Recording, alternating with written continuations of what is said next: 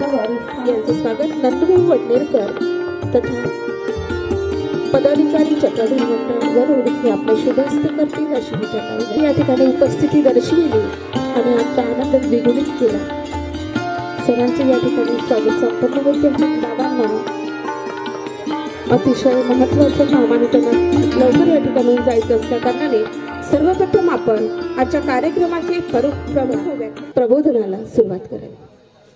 कृष्ण महाराज की जय, श्री दत्तात्रेय महाराज की जय, श्री चक्रपाणी महाराज की जय, श्री गोविंद प्रभु महाराज की जय, सर्वज्ञ श्री चक्रधर स्वामी की जय। आज श्री दत्त जयंती महोत्सव या निमित्ताने उपस्थित असलेली ही सभा, या सभेचं पहिलं दुसरं पुष्प मला देण्यात आलं आणि या कार्यक्रमाला लाभलेले आदरणीय श्रद्धेय प्रातस्मरणीय श्री वैरागी बाबा पंजाबी तसेच उपस्थित असलेले व्यासपीठावर सर्वही साधकांना, बंधू आणि वासनिक भगिनींना माझा दंडवत प्रणाम। आपण अवतार दिन साजरा करत असतो, पण अवतार दिन साजरा करत असताना आपण जयंती हा शब्द वापरतो, पण जयंती हा जो शब्द आहे तो हा जयंती शब्द प्रतिष्ठित व्यक्तीला आहे, जे कोणी प्रतिष्ठित झालेले आहे। महात्मा गांधी आहे, बाबासाहेब आंबेडकर आहे, जे थोर पुरुष होऊन गेले, त्या थोर पुरुषांना काय म्हणतात तर त्यांना जयंती ही नामना असते। परमेश्वराला जयंती ही नसते। परमेश्वराचं जन्म मरण्याचं जे कार्य आहे हे परमेश्वराला नाही आहे। जन्म मृत्यू हे जे मनुष्याला आहे, परमेश्वराला नाही।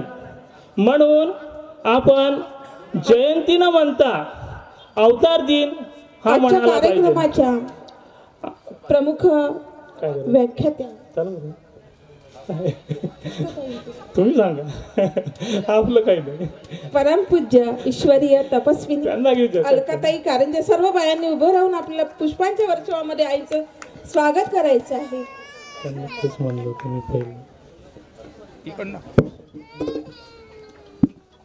देवपूजा प्रसाद वंदन करून विचारपीठावर स्थानापन्न होतील अशी मी विनंती करते।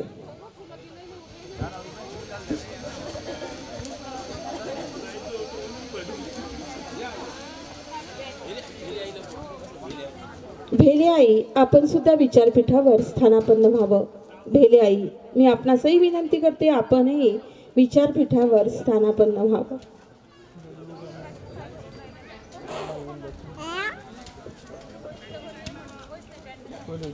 बाबांनी आपल्या प्रबोधनाला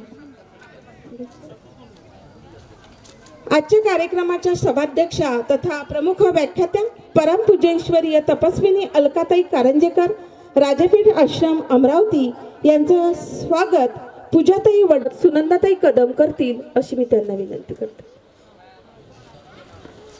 जोशनाताई राऊत, सारिकाताई डहाके, पूजाताई वडनेरकर, सुनंदाताई कदम,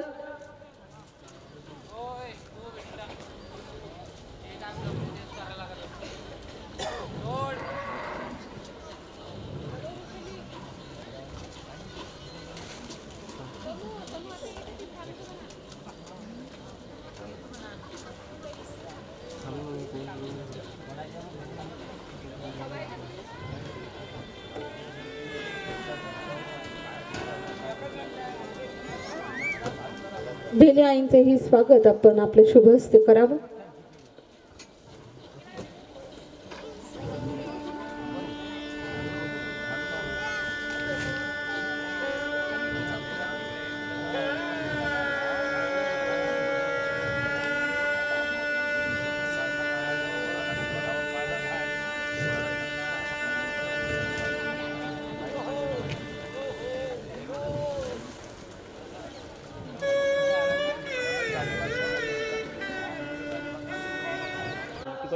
अवतार होत असतो आणि परमेश्वराला जन्म मरण नाही आहे. जन्म मरण हे कोणाला आहे? तर जन्म मरण हे मनुष्याला आहे. मनुष्याचा जन्म होत असतो आणि मनुष्याचा मृत्यू होत असतो. परमेश्वराचा अवतार धारण झाल्यानंतर परमेश्वराला जन्म मरण नाही आहे. म्हणून जयंती हा शब्द हे मनुष्याला लागते, परमेश्वराला लागत नाही. कारण एकदा अवतार परमेश्वराचा झाला की सृष्टीपर्यंत हा अवतार असतो आणि प्रत्येक अवताराचं कार्य वेगळं आहे. आणि ते दत्तात्रय प्रभू महाराजांचा नामाचा जप किंवा कार्य जास्त चालते. आणि या विदर्भामध्ये मार्गशीर्ष महिना हा उत्तम महिना श्रीकृष्ण महाराजांनी सांगितलेला आहे. मासाना मार्गशीर्षोहम, म्हणजे महिन्यामध्ये उत्तम महिना हा मार्गशीर्ष महिना असतो. तर दत्तात्रय प्रभूंचं कार्य आपल्याला माहिती असायला पाहिजे. कारण की दत्तात्रय प्रभू महाराज माहूर म्हणजे सह्याद्री पर्वत, आणि या सह्याद्री पर्वतावर दत्तात्रय प्रभू महाराजांचं निद्रास्थान आहे. आणि निद्रा देवल्य ऋषी जे आहे ते देवल्य ऋषीने आपल्या तपसाधनाने जे दत्तात्रय प्रभू महाराजांना वर मागून घेतला की जोपर्यंत चंद्र सूर्य आहे तोपर्यंत तुम्ही या माहूर स्थानावर काय करायला यावं? निद्रा करायला यावं. म्हणून श्री दत्तात्रय प्रभू महाराज सह्याद्री पर्वत म्हणजे माहूर इथे निद्रेला येतात. आणि त्याच्यानंतर दत्तात्रय प्रभू महाराज सकाळच्या वेळेला 3 वाजता तिथून निघून काशीश्वरी स्थान, काशी म्हणजे वाराणसी, कर्मराटीच्या लोकांची वाराणसी म्हणजे काशी म्हणजे वाराणसी, काशी आहे कर्मराटीच्या लोकांची. पण दत्तात्रय प्रभू महाराजांची काशी हे स्नानासाठी आहे. दत्तात्रय प्रभू महाराज काशीला स्नान करायला जातात. आणि काशीला स्नान झाल्यानंतर काशीश्वर राजा होता आणि काशीच्या राजाने विनंती केल्यामुळे दत्तात्रय प्रभू महाराज म्हणजे वाराणसीला स्नान करायला जातात.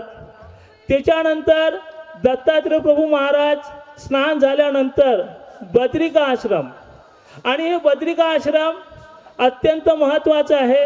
या बद्रिका आश्रमला दत्तात्रय प्रभू महाराजांचा अवतार झालेला आहे. आणि तो अवतार त्रेतायुगामध्ये झालेला आहे. म्हणजे कृतयुग संपदा आणि त्रेतायुगाच्या सुरुवातीला याच्या संधीमध्ये दत्तात्रय प्रभू महाराजांचा अवतार झालेला आहे. आता कोण्या युगामध्ये झाला त्याचं अजून काही गणित लागलेलं नाही आहे. तर दत्तात्रय प्रभू महाराजांचा अवतार त्रेतायुगातला आहे. बद्रिका आश्रम, तर बद्रिका आश्रमला दत्तात्रय प्रभू महाराज 9 वाजता जातात आणि 88 सहस्त्र म्हणजे 88,000 ऋषींना पुराण सांगतात. आता तुम्ही म्हणाल की पुराण तर कर्मराटीचं आहे. हो, कर्मराटीचंच पुराण आहे. पण पुराण जरी कर्मराटीचं असलं पण दत्तात्रय प्रभू महाराज 88 ऋषींना पुराण सांगतात. आणि ज्या जीवाचा अधिकार असेल त्या जीवाला ब्रह्मविद्या पण सांगतात. म्हणून आपल्याला दत्तात्रय प्रभू महाराजांची दिनचर्या कशी आहे हे आपल्याला समजलं पाहिजे. म्हणून मी तुम्हाला दत्तात्रय प्रभू महाराजांची दिनचर्या आहे सांगण्याचा प्रयत्न करत आहे. तर बद्रिका आश्रमी दत्तात्रय प्रभू महाराज 88 ऋषींना पुराण सांगतात. आणि ते पुराण सांगून झाल्यानंतर दत्तात्रय प्रभू महाराज म्हणजे कोल्हापूर, आणि कोल्हापूर म्हटलं ते कोल्हापूर पश्चिम महाराष्ट्र, आणि पश्चिम महाराष्ट्र कोल्हापूरला भिक्षेला जातात. आता भिक्षेला काय जातात? कारण की भिक्षेला तिथे सुद्धा रावणाची पत्नी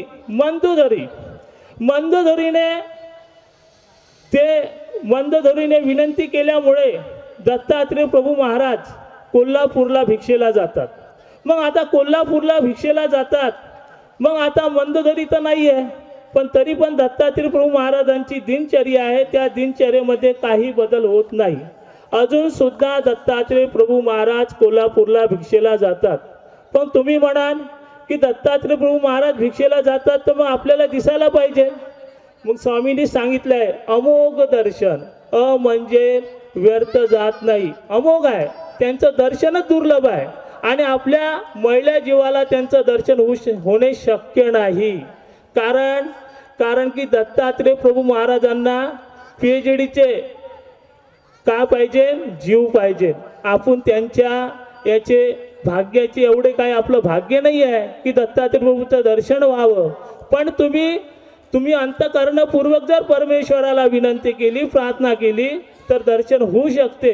पण दत्तात्रेय प्रभूंचं दर्शन कोणचं अपेक्षित आहे आपल्याला? दत्तात्रेय प्रभूचं दर्शन आपल्याला ऋषिवेश पाहिजे. दत्तात्रेय प्रभूंना दर्शन दिलेलं आहे, मातंगाच्या वेशात दिलेलं आहे, गोंधळाच्या वेशात दिलेलं आहे. पण आपल्याला दत्तात्रेय प्रभूंचं दर्शन हे ऋषिवेश पाहिजे. ऋषिवेश का पाहिजे? कारण की ऋषिवेशामध्येच या जीवाचा उद्धार होतो. ऋषिवेशामध्ये जर दर्शन दिलं तरच तुमचा उद्धार. आणि अमोघ दर्शन कशासाठी? तर अमोघ दर्शन याच्यासाठीच आहे की ऋषिवेशामध्ये दत्तात्रेय प्रभूंचं दर्शन आवश्यक आहे. पण दत्तात्रेय प्रभूंचं दर्शन बाकी वेशामध्ये भेटलं तर तुम्हाला प्रपंची सुखाची समाधानीच प्राप्त होणार आहे. तुम्हाला जन्म मरण्याच्या फेऱ्यातून तुमची सुटका होऊ शकत नाही. म्हणून दत्तात्रेय प्रभूचं दर्शन कोण्या वेशात पाहिजे? तर ऋषी वेशामध्ये पाहिजे. म्हणून आपण प्रार्थना सुद्धा कोणत्या वेशात केली पाहिजे? ऋषी वेशामध्येच आपली प्रार्थना असायला पाहिजे. म्हणून अमोघ दर्शन. नाही तर दत्तात्रेय प्रभूंना दर्शन दिलं नाही का? दिलेलं आहे. ऋषी वेशामध्ये सुद्धा दर्शन दिलेलं आहे. पण सहस्त्र अर्जुनाची अपेक्षा वेगळी होती. ते अपेक्षा न बाळगता ब्रह्मविद्येच्या शास्त्रानुसार जर बघायला गेलो तर ऋषी वेशामध्ये जर दर्शन दिलं तरच या जन्म मरण्याच्या फेऱ्यातून आपण सुटू शकतो. म्हणून मंद धरुनी प्रार्थना केल्यामुळे दत्तात्रेय प्रभू महाराज कोल्हापूरला भिक्षेला येतात. आणि कोल्हापूरला भिक्षा झाल्यानंतर श्री दत्तात्रेय प्रभू महाराज पंचाळेश्वर म्हणजे आपण तिथे आत्मतीर्थ का नाव पडलं? की ते आत्मऋषी राहत होते. आणि आत्मऋषी हे जे आहेत, आत्मऋषीच्या विनंतीला मान देऊन श्री दत्तात्रेय प्रभू महाराज आत्मतीर्थ इथे भोजनाला येतात. आणि भोजनाला काय आले?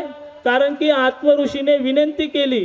कारण की पंचाळ जो राजा होता त्या पंचाळ राजाने ब्राह्मण हत्या घडल्यामुळे ते पातक त्यांच्या कपाळी होतं. ते पातक नाशण्यासाठी त्यांनी आत्मऋषीला विनंती केली. आणि आत्मऋषीने दत्तात्रेय प्रभू महाराजांना विनंती केली की तुमचं पातक कधी नासेल? ज्या वेळेला तुम्ही श्री दत्तात्रेय प्रभू महाराज जर आले इथे तरच तुमचं ते पातक नासलं जाते, अन्यथा तुमचं पातक नासलं जाणार नाही. तर मग ते दत्तात्रेय प्रभू महाराज येणार का? त्याची काय काळजी करू नका, मी दत्तात्रेय प्रभू महाराजांना विनंती करून बोलावतो. म्हणून आत्मऋषीने दत्तात्रेय प्रभू महाराजांना विनंती करून दत्तात्रेय प्रभू महाराज तिथे आले. आणि पंचा राजाला बाण मारायला सांगितला. आणि ते बाण मारल्यामुळे त्याचं जे पातक आहे तर ते पातक सर्व तीर्थ घेतल्यामुळे पंचा राजाचं पातक नासल्या गेलं. आणि तरीपासून आत्मऋषीने दत्तात्रेय महाराजांना विनंती केली की तुम्ही दररोज जोपर्यंत चंद्र सूर्य तारे आहे तोपर्यंत तुम्ही इथे कशाला या? भोजनाला या. आपली श्रद्धा आवडी जर असली ना, आता सुद्धा आपण त्या स्थान नमस्कार केलं. आमचे स्वामी पण म्हणतात ते इतरासारखे तीर्थ नव्हे हो, साक्षात दत्तात्रेय प्रभू तीर्थांचा वास असे. म्हणून पहिलं स्थान जे झालं असेल तर पहिलं स्थान जे आहे ते आत्मतीर्थ आहे. ते किती त्रेतायुगापासून असलेले हे स्थान दत्तात्रेय प्रभू महाराजांचं. म्हणून आत्मतीर्थ आपल्यासाठी महत्त्वाचं आहे. आत्मतीर्थ का म्हटलेलं आहे? की आत्मऋषीने बोलावले म्हणजे आत्मा म्हणजे परमेश्वराला आत्मा समर्पित केला म्हणून आत्मतीर्थ नाव पडलं. आणि खरोखरच तिथे जीवाचं कल्याण होते, आत्म्याचं कल्याण होते म्हणून आत्मतीर्थ. अशा प्रकारे दत्तात्रेय प्रभू महाराज भोजनाला येतात. आणि त्याच्यानंतर दत्तात्रेय प्रभू महाराज वामकुक्षीसाठी जे आहे तिथून दर्यापूरकर बाबांचा आश्रम आहे, त्या आश्रमाच्या तिथे ते स्थान आहे. काय नाव होतं काय नाव होतं? हो विश्रांती, हो ते नाव ते आठवणार आठवण हां ते गुंफा स्थान आहे. त्या गुंफा स्थानावर वामकुक्षी दत्तात्रय प्रभू महाराज घेतात आणि ते स्थान जे आहे त्याच्यानंतर परत दत्तात्रय प्रभू महाराज माहूरला येतात आणि माहूरला जे तळं आहे त्या तळ्यामध्ये दत्तात्रय प्रभू महाराज परत स्नान करतात 6 वाजता 7 वाजता आणि परत 9 वाजता तुम्हाला माहीतच आहे माहूरला निद्रेला येतात. अशा प्रकारे दत्तात्रय प्रभू महाराजांची दिनचर्या आपल्याला माहिती पाहिजे. आणि दिनचर्या ही कशासाठी पाहिजे? कारण की दिनचर्या परमेश्वराची जर आपण वाटवली तर आपल्या कर्माचा नाश होतो. म्हणून दत्तात्रय प्रभू महाराजांचं दिनचर्या आठवायची आहे. आपल्या स्वामीची तर आठवायचीच आहे, पण हा अवतार कसा आहे? चौयुगीचा अवतार आहे आणि चौयुगामध्ये दत्तात्रय प्रभू वास्तव्य आहे आणि या अवतारासारखा अवतार नाही. कारण की या मार्गाशी दत्तात्रय प्रभू आत कारण हा जो मार्ग आहे सत्य सनातन महात्मा धर्म आपला आता आहे ईश्वरीचा, पण या मार्गाला आत कारण कोण आहे? तर दत्तात्रय प्रभू महाराज आहे. म्हणून आपलं अधिष्ठान जे आहे ते दत्तात्रय प्रभू महाराजांकडे असायला पाहिजे. कारण की याच अवताराने उद्धार तर होणारच आहे, पण आपला साधनदाता परमेश्वर श्री चक्रधर स्वामी तर आहेच, पण 5ही अवताराचं आपलं स्मरण आपल्याला घडलं पाहिजे. दिनचर्या माहिती पाहिजे, लीळा माहिती पाहिजे, नाम लीळा मूर्ती चेष्टा अशा प्रकारे जर 5ही अवताराचं स्मरण केलं तर आपल्याला परमेश्वर लवकरात लवकर भेटल्याशिवाय राहणार नाही. पण त्याच्यासाठी अंतकालेच मामेव स्मरण मुक्त कलेवरम दररोज जर आपण स्मरण केलं तरच तो परमेश्वर आपल्याला प्राप्त होऊ शकतो. आणि जर स्मरण तर पश्चातपारी उठीजे तर आपण पश्चातपारी उठतच नाही, परमेश्वराचं चिंतन करतच नाही. कारण की जसं जसं चिंतन जर केलं तर आपल्याला परमेश्वर जरी लांब असेल तर स्मरणाने चिंतनाने परमेश्वर आपल्या जवळच आहे, पण आपलं श्रद्धा आवडी तेवढे करत नाही, त्याच्यामुळे परमेश्वर आपल्याला जास्त आठवू शकत नाही. आणि याला कशाची जोड पाहिजे? आपण तुम्ही स्मरण करता, चिंतन करता, सगळं करता, पण त्याला ज्ञानाची जोड पाहिजे. ज्ञानाची जर जोड असेल तर तुमची श्रद्धा आवडी तर पाहिजे, पण ज्ञानाची जोड असेल तर परमेश्वरापर्यंत पोहोचायला वेळ लागत नाही. अशा प्रकारे दत्तात्रय महाराजांची दिनचर्या आहे. मला वेळ झालेला आहे, त्याच्यामुळे पुढचा जे आहे ताई आलेल्या आहे, ताईचं आता तुम्ही हे करून घ्या आणि मला सुटका द्या. दंडोत प्रणाम, दंडोत.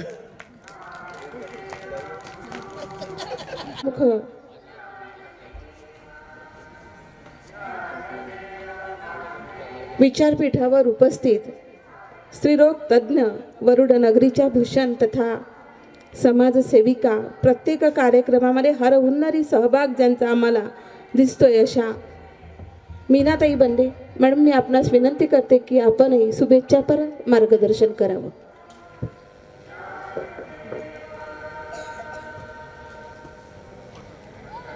उपस्थित आजच्या कार्यक्रमाच्या प्रमुख व्याख्यात्या अलकाताई कारंजेकर, प्रवीणदादा बिडकर यांना माझा दंडवत. तसंच आदरणीय मंच आणि या कार्यक्रमाला उपस्थित सर्व बंधू भगिनींनो, आताच आपण बिडकर दादांच्या मुखातून दत्तप्रभूंची दिनचर्या ऐकली.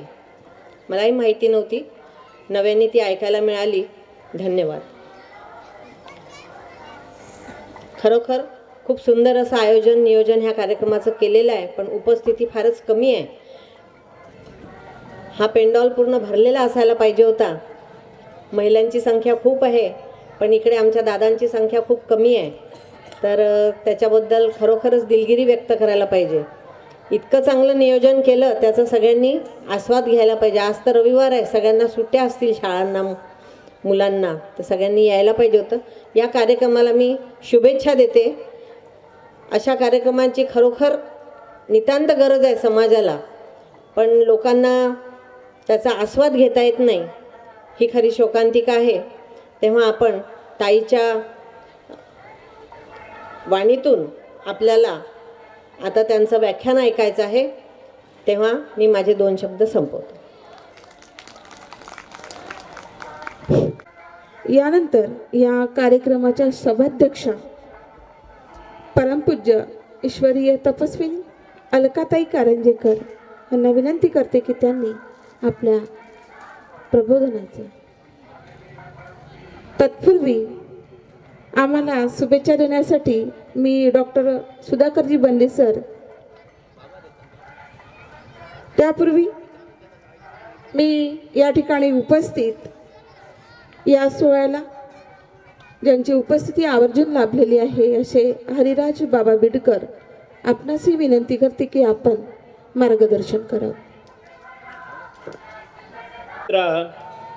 षडदर्शनागिवसिता नकळे परात्मा तो केविमी मतिलवाल्प विवेकांसे वर्णीन सर्व विषया कुलकर्म शक्तु वर्णीन सर्व विषया कुलकर्म शक्तु. श्री दत्तात्रेय महाराज की जय.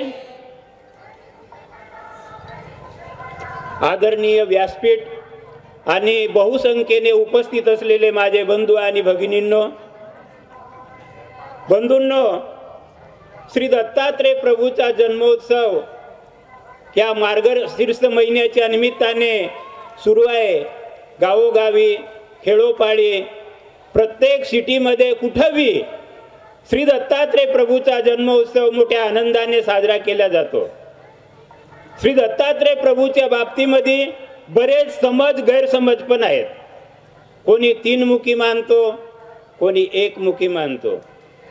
आम्ही महानुभाव फक्त 1 मुखी मानतो.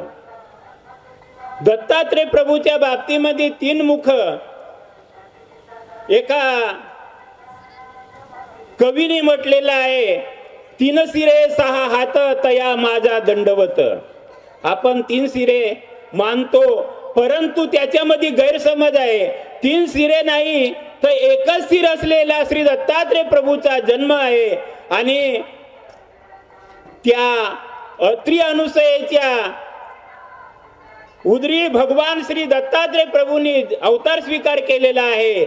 आणि दत्तात्रेय प्रभूचा अवतार झाल्यानंतर त्यांचा नाव सैंग ऋषी असं ठेवण्यात आलेलं होतं.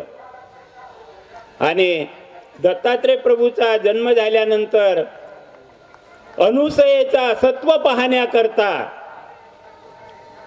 कारण की एकदा काय झालं, नारद मुनी हे फिरत फिरत एकदा त्या बद्रिकाश्रम इथे पोहोचलेले आहेत.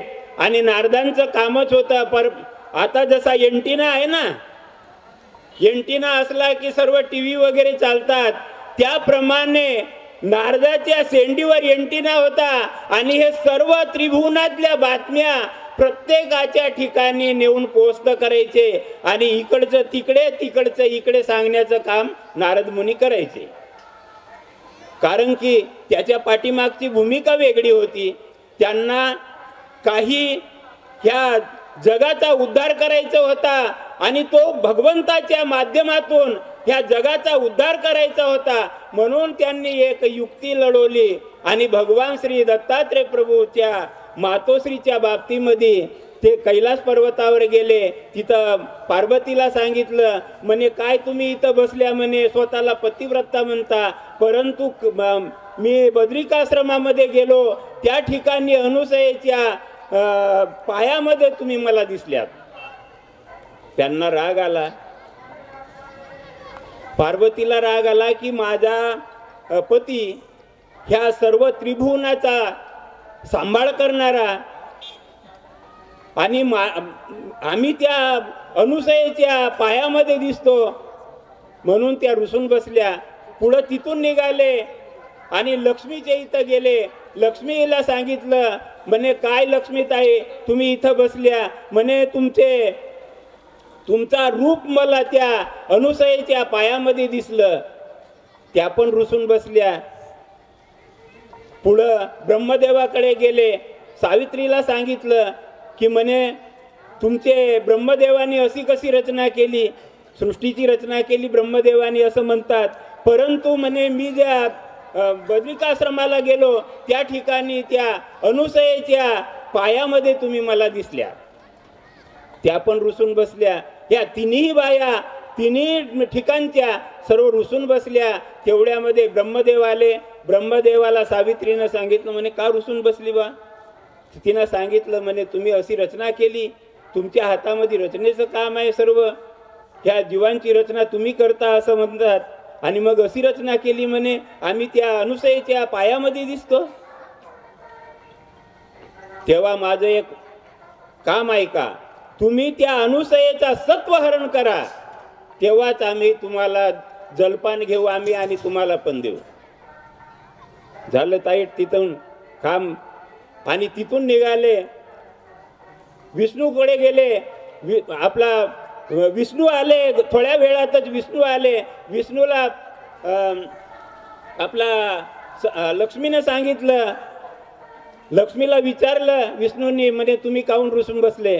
तेव्हा तिनं सांगितलं म्हणे अशी अशी गोष्ट आहे, तुम्ही मृत्यू लोकामध्ये अशी रचना करून ठेवली का तिच्या पायामध्ये आम्ही दिसतो. म्हणे कोण आहे असे.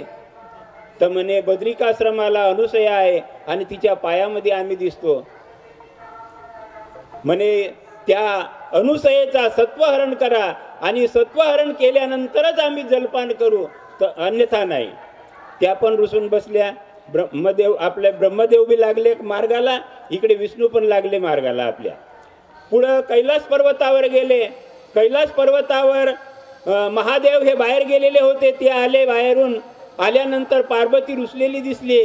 म्हणे का रुसून बसले. तर तेव्हा तिनं सांगितलं म्हणे असं अशी घटना झाली, तुम्ही मृत्यू लोकामध्ये अशी रचना केलेली आहे की अनुसयेच्या पायामध्ये आम्ही दिसतो म्हणे, तर तिचा सत्वहरण करा तेव्हाच आम्ही जलपान घेऊ. तिन्ही देवांनी विचार केला. ब्रह्मा विष्णू महादेव हे एकत्र आले.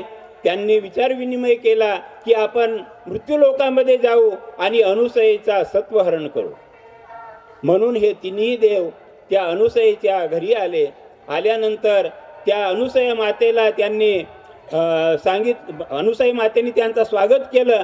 स्वागत केल्यानंतर म्हणे आमच्या जवळ तुम्ही काही जेवण वगैरे करा. तर म्हणे जेवण करणार आम्ही, परंतु एक आमची अट आहे. म्हणे कशी. तर म्हणे आमच्या जवळ काही वस्तू आहेत, ह्या वस्तू तुम्ही शिजवून दिल्या तरच आम्ही अन्न ग्रहण करणार, अन्यथा नाही. तर म्हणे द्या. मग यांनी काय केलं, गारा वेचून आणलेल्या होत्या. गारा म्हणजे नदीतले दगड कवळे दगड हे घेऊन आलेले होते. तिन्ही देवांनी त्या गारा आपल्या त्या अनुसयेकडे दिल्या आणि अनुसयेने सांगितलं म्हणे आता तुम्ही असं करा, ह्या गारांचा भात मी करून ठेवते, तोपर्यंत तुम्ही आंघोळ करून या, मी तुम्हाला जीव वाढते. अनुसया मातेला प्रश्न पडला की आता करावं काय, कारण की गारांचा भात होत नाही हे सर्वांनाच माहिती आहे, परंतु न करावा तर सत्वहरण होते आणि करावा तर होत नाही. काय करावं म्हणून तिला चिंता वाटायला लागली. म्हणून ती माता त्या चिंतेमुळं तिनं ते गारा धुतल्या आणि चुलीवरती ठुल्यानंतर ती विचार करू लागली. भगवंता, तिच्या घरी स्वयं ऋषी अवतार होता दत्तात्रय प्रभूचा, परंतु तिलाही ओळख नव्हती की माझा मुलगा जो आहे हा साक्षात ईश्वर अवतार आहे. आणि ती माता चिंता करू लागली आणि जिच्या उदरी भगवान श्री दत्तात्रय प्रभूंनी अवतार घेतलं त्या मातेचं दुःख हे भगवंताला जाणवलं आणि भगवंतानी त्या चुलीला असा एक गरका मारला, प्रदक्षिणा घातली आणि रांगत गेले आणि त्या चुलीवरच्या पातेल्यामध्ये जे ते गारा भिजत घातलेल्या होत्या, म्हणजे शिजायला घातलेल्या होत्या, त्याच्यावरचा झाकण उघडून बघितल्याबरोबर त्या गारांचा भात झाला.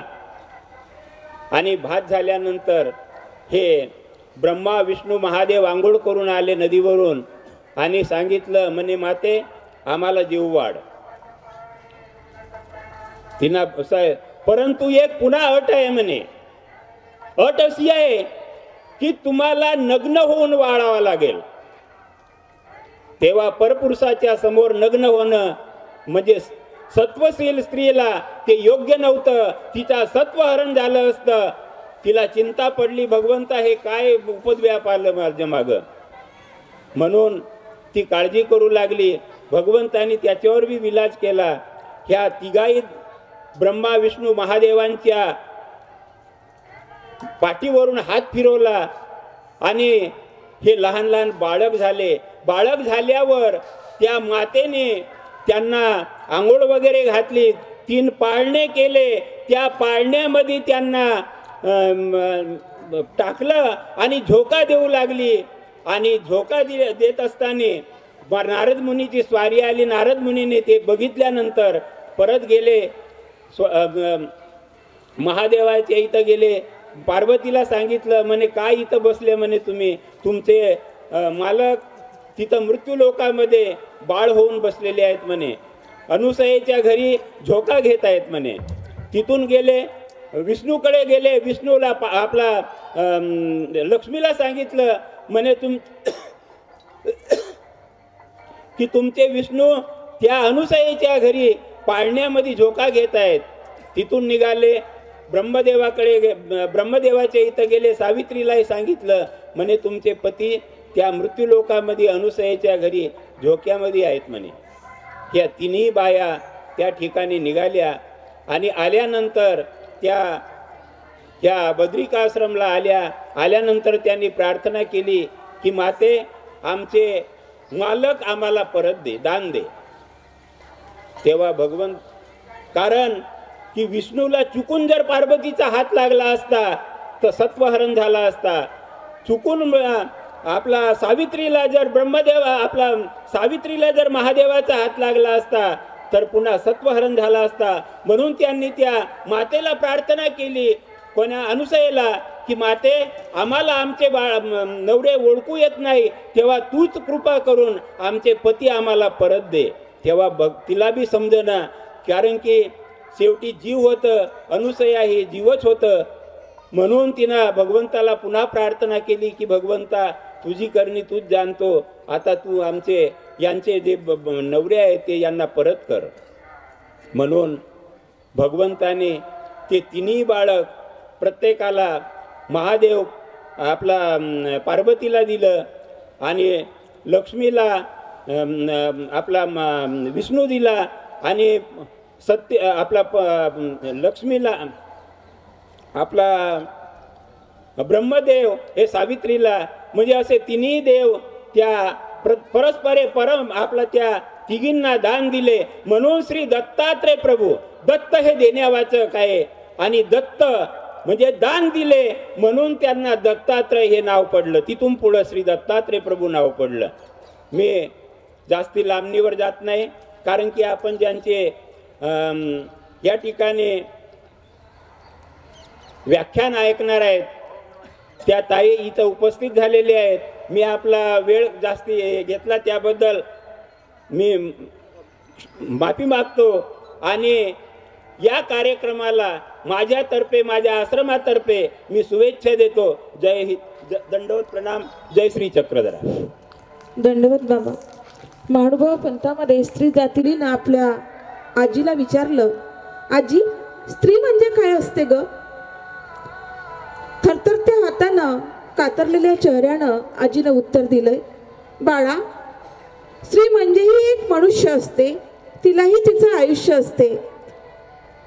तू डवली तर नागिन असते, डिवचली तर वाघीण असते, कडाडणारी वीज असते, तान्हाबळाची नीज असते आणि बरं का बाळा तिच्याच गर्भात उद्याच्या भविष्याचं बीज असते, तिच्याच गर्भात उद्याच्या भविष्याचं बीज असते.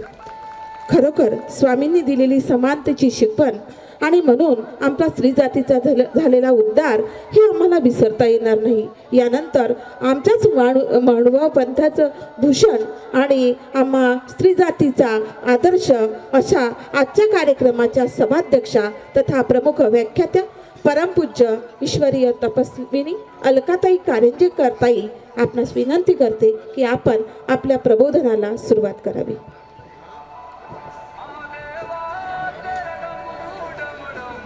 ते नाम वाचे वसो, ज्या रूपे अरलक राजा निवविला, ते रूप ध्यानी वसो, ज्या पादे चरणोदका करी प्रभु, तो पाद भाळी ठसो,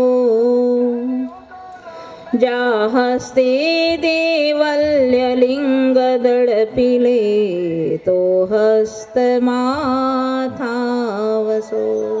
श्री दत्तात्रेय महाराज की जय. श्री गोपाल कृष्ण महाराज की जय. जय म्हणा सगळेजण.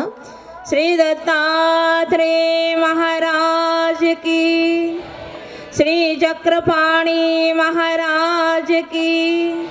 श्री गोविंद प्रभु महाराज की. सर्वज्ञ श्री चक्रधर स्वामी की जय.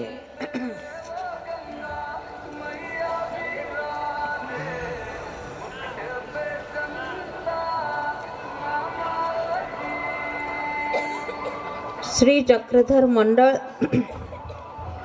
श्री पंचकृष्ण प्रबोधन बहुउद्देशीय मंडळ व सर्वज्ञ महिला मंडळ, तसेच वरुड तालुक्यातील सद्भक्त मंडळीद्वारा आयोजित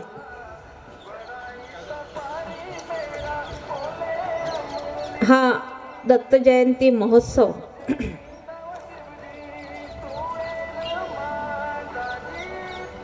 तीन दिवसीय असलेला हा महोत्सव, या महोत्सवाचं आज हे पहिला दिवस आहे आणि पहिल्या दिवसाचं हे दुसरं सत्र आहे.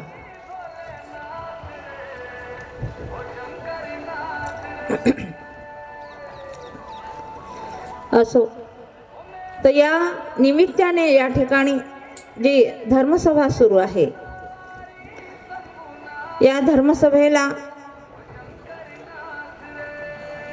उपस्थित ज्यांची विशेष उपस्थिती या ठिकाणी लाभलेली आहे असे पूजनीय आदरणीय श्रद्धेय श्री वैरागी बाबा, आजचे या सत्राचे व्याख्याते, ज्यांचं प्रवचन आपण या ठिकाणी सुरुवातीला ऐकलं, ज्यांनी श्री दत्तात्रेय प्रभूंची दिनचर्या कशी असावी, कशी आहे, यावर ज्यांचं प्रवचन आपण या ठिकाणी ऐकलं असे सातारा येथील प्रवीण दादा सातारकर,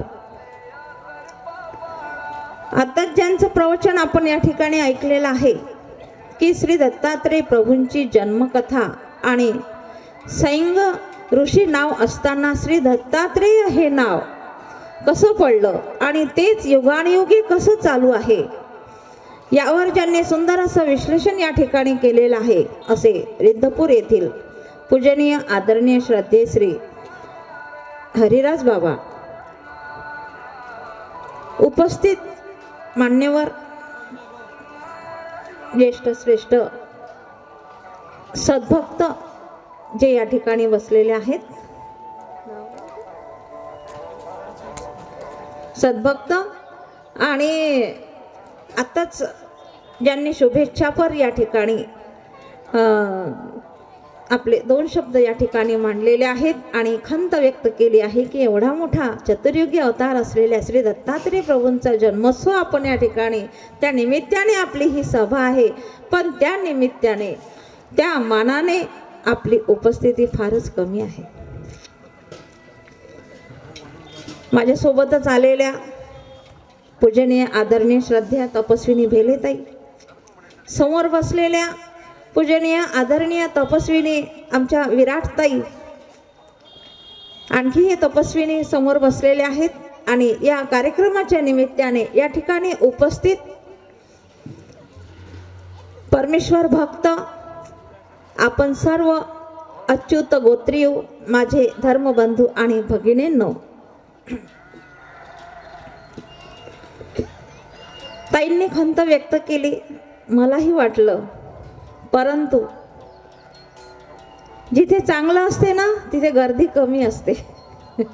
जिथे चांगलं असते तिथे गर्दी कमी असते. प्रत्यक्ष व्यवहारातलं उदाहरण घ्या. सोन्या चांदीच्या दुकानामध्ये कधी लाईन लागलेली पाहिली का आपण? किराणा दुकानात लाईन लागेल, अजून काही ठिकाणी लाईन लागेल. पहिले रॉकेलची लाईन लागत होती है ना. अशा वस्तू ज्या आहेत त्या ठिकाणी लाईन लागते. परंतु सोन्या चांदीच्या दुकानामध्ये मात्र लाईन लागत नसते. तिथं ज्याला आवश्यक आहे आणि ज्याच्या जवळ तो धन संचय आहे, ज्याची घेण्याची पावर आहे, ज्याच्या ठिकाणी ती पात्रता आहे, असेच जीव या ठिकाणी उपस्थित होतील. असेच जीव अशा दुकानामध्ये असतात. आणि त्याप्रमाणे हे ईश्वरीचं काय आहे? ज्ञान भांडार आहे. हे ज्याच्या भाग्यात आहे त्यालाच ते लाभणार आहे. त्याचं असं कुठे रस्त्यावर तुम्हाला दुकान दिसणार नाही, कारण त्याचं रहस्य हे फार मोठं आहे.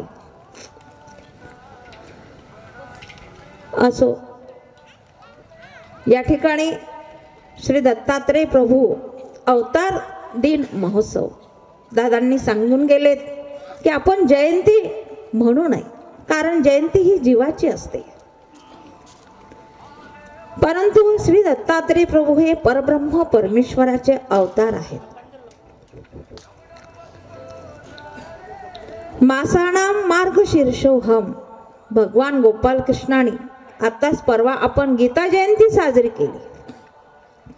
खरोखर या महिन्याचं फार मोठं महत्त्व आहे. भगवान गोपाल कृष्णाच्या श्रीमुखातून या महिन्याचं महत्त्व त्यांच्या मुखातून आपण ऐकलेलं आहे की मासाणाम मार्गशीर्षोहम. ज्या ज्या विभूती आहेत जगामध्ये, ज्या ज्या श्रेष्ठ विभूती आहेत त्या त्यामध्ये मी आहे. म्हणजे मार्गशीर्ष महिना परमेश्वर आहे का? नाही. ऐरावतम गजेंद्राणाम, तर ऐरावत परमेश्वर आहे का? नाही. तर त्यामध्ये जो विशेष गुण आहे, त्या त्या विभूतींमध्ये जो विशेष गुण आहे तो माझ्यापासून आहे. आणि म्हणून वातावरण जे आपल्याला चांगलं पाहिजे आहे, आल्हादकारक पाहिजे आहे, वातावरण जर चांगलं असेल तर आपले विचार सुद्धा चांगले राहतील. म्हणून वातावरण निर्मिती फार महत्त्वाची आहे. आणि ते बाह्य वातावरण आणि अंतर वातावरण हे दोन्ही जीवाला आवश्यक आहेत. बाह्य वातावरण चांगलं असेल तर अंतर वातावरण सुद्धा चांगलं होऊ शकते. आणि म्हणून त्या अर्थाने भगवान गोपाल कृष्णाने या महिन्याचं महत्त्व आपल्याला सांगितलंय की मराठी महिने जे आहेत त्यामध्ये हा एक मार्गशीर्ष महिना आहे. आज शोकांतिका आहे. आज आम्हाला मराठी महिनेच माहिती नाहीत. मराठी महिने माहिती नाहीत, इंग्रजी महिने माहिती आहेत आपल्याला, पण मराठी महिने आपल्याला माहिती नाहीत. परंतु भगवंतांनी मार्गशीर्ष महिन्याचं महत्त्व सांगितलेलं आहे. डिसेंबर महिन्याचं नाही, मार्गशीर्ष महिन्याचं महत्त्व सांगितलं आहे. म्हणजे हा महिना मार्गशीर्ष ही मराठी नावं किती पूर्वीपासून चालत आलेले आहेत याची आपण कल्पना करा. हा संस्कृत शब्द आहे मासाणाम मार्गशीर्षोहम ऋतूणाम कुसुमाकर. तर अशा या मार्गशीर्ष महिन्याचं महत्त्व, आल्हाददायक असं वातावरण या ठिकाणी या महिन्यामध्ये असते. आणि म्हणून या प्रसन्न अशा वातावरणामध्ये अत्यंत प्रसन्न मुख असलेल्या परब्रह्म परमेश्वर श्री दत्तात्रय प्रभूंनी अवतार धारण केलेला आहे. 2 जयंत्या आपण या महिन्यामध्ये साजऱ्या करतो.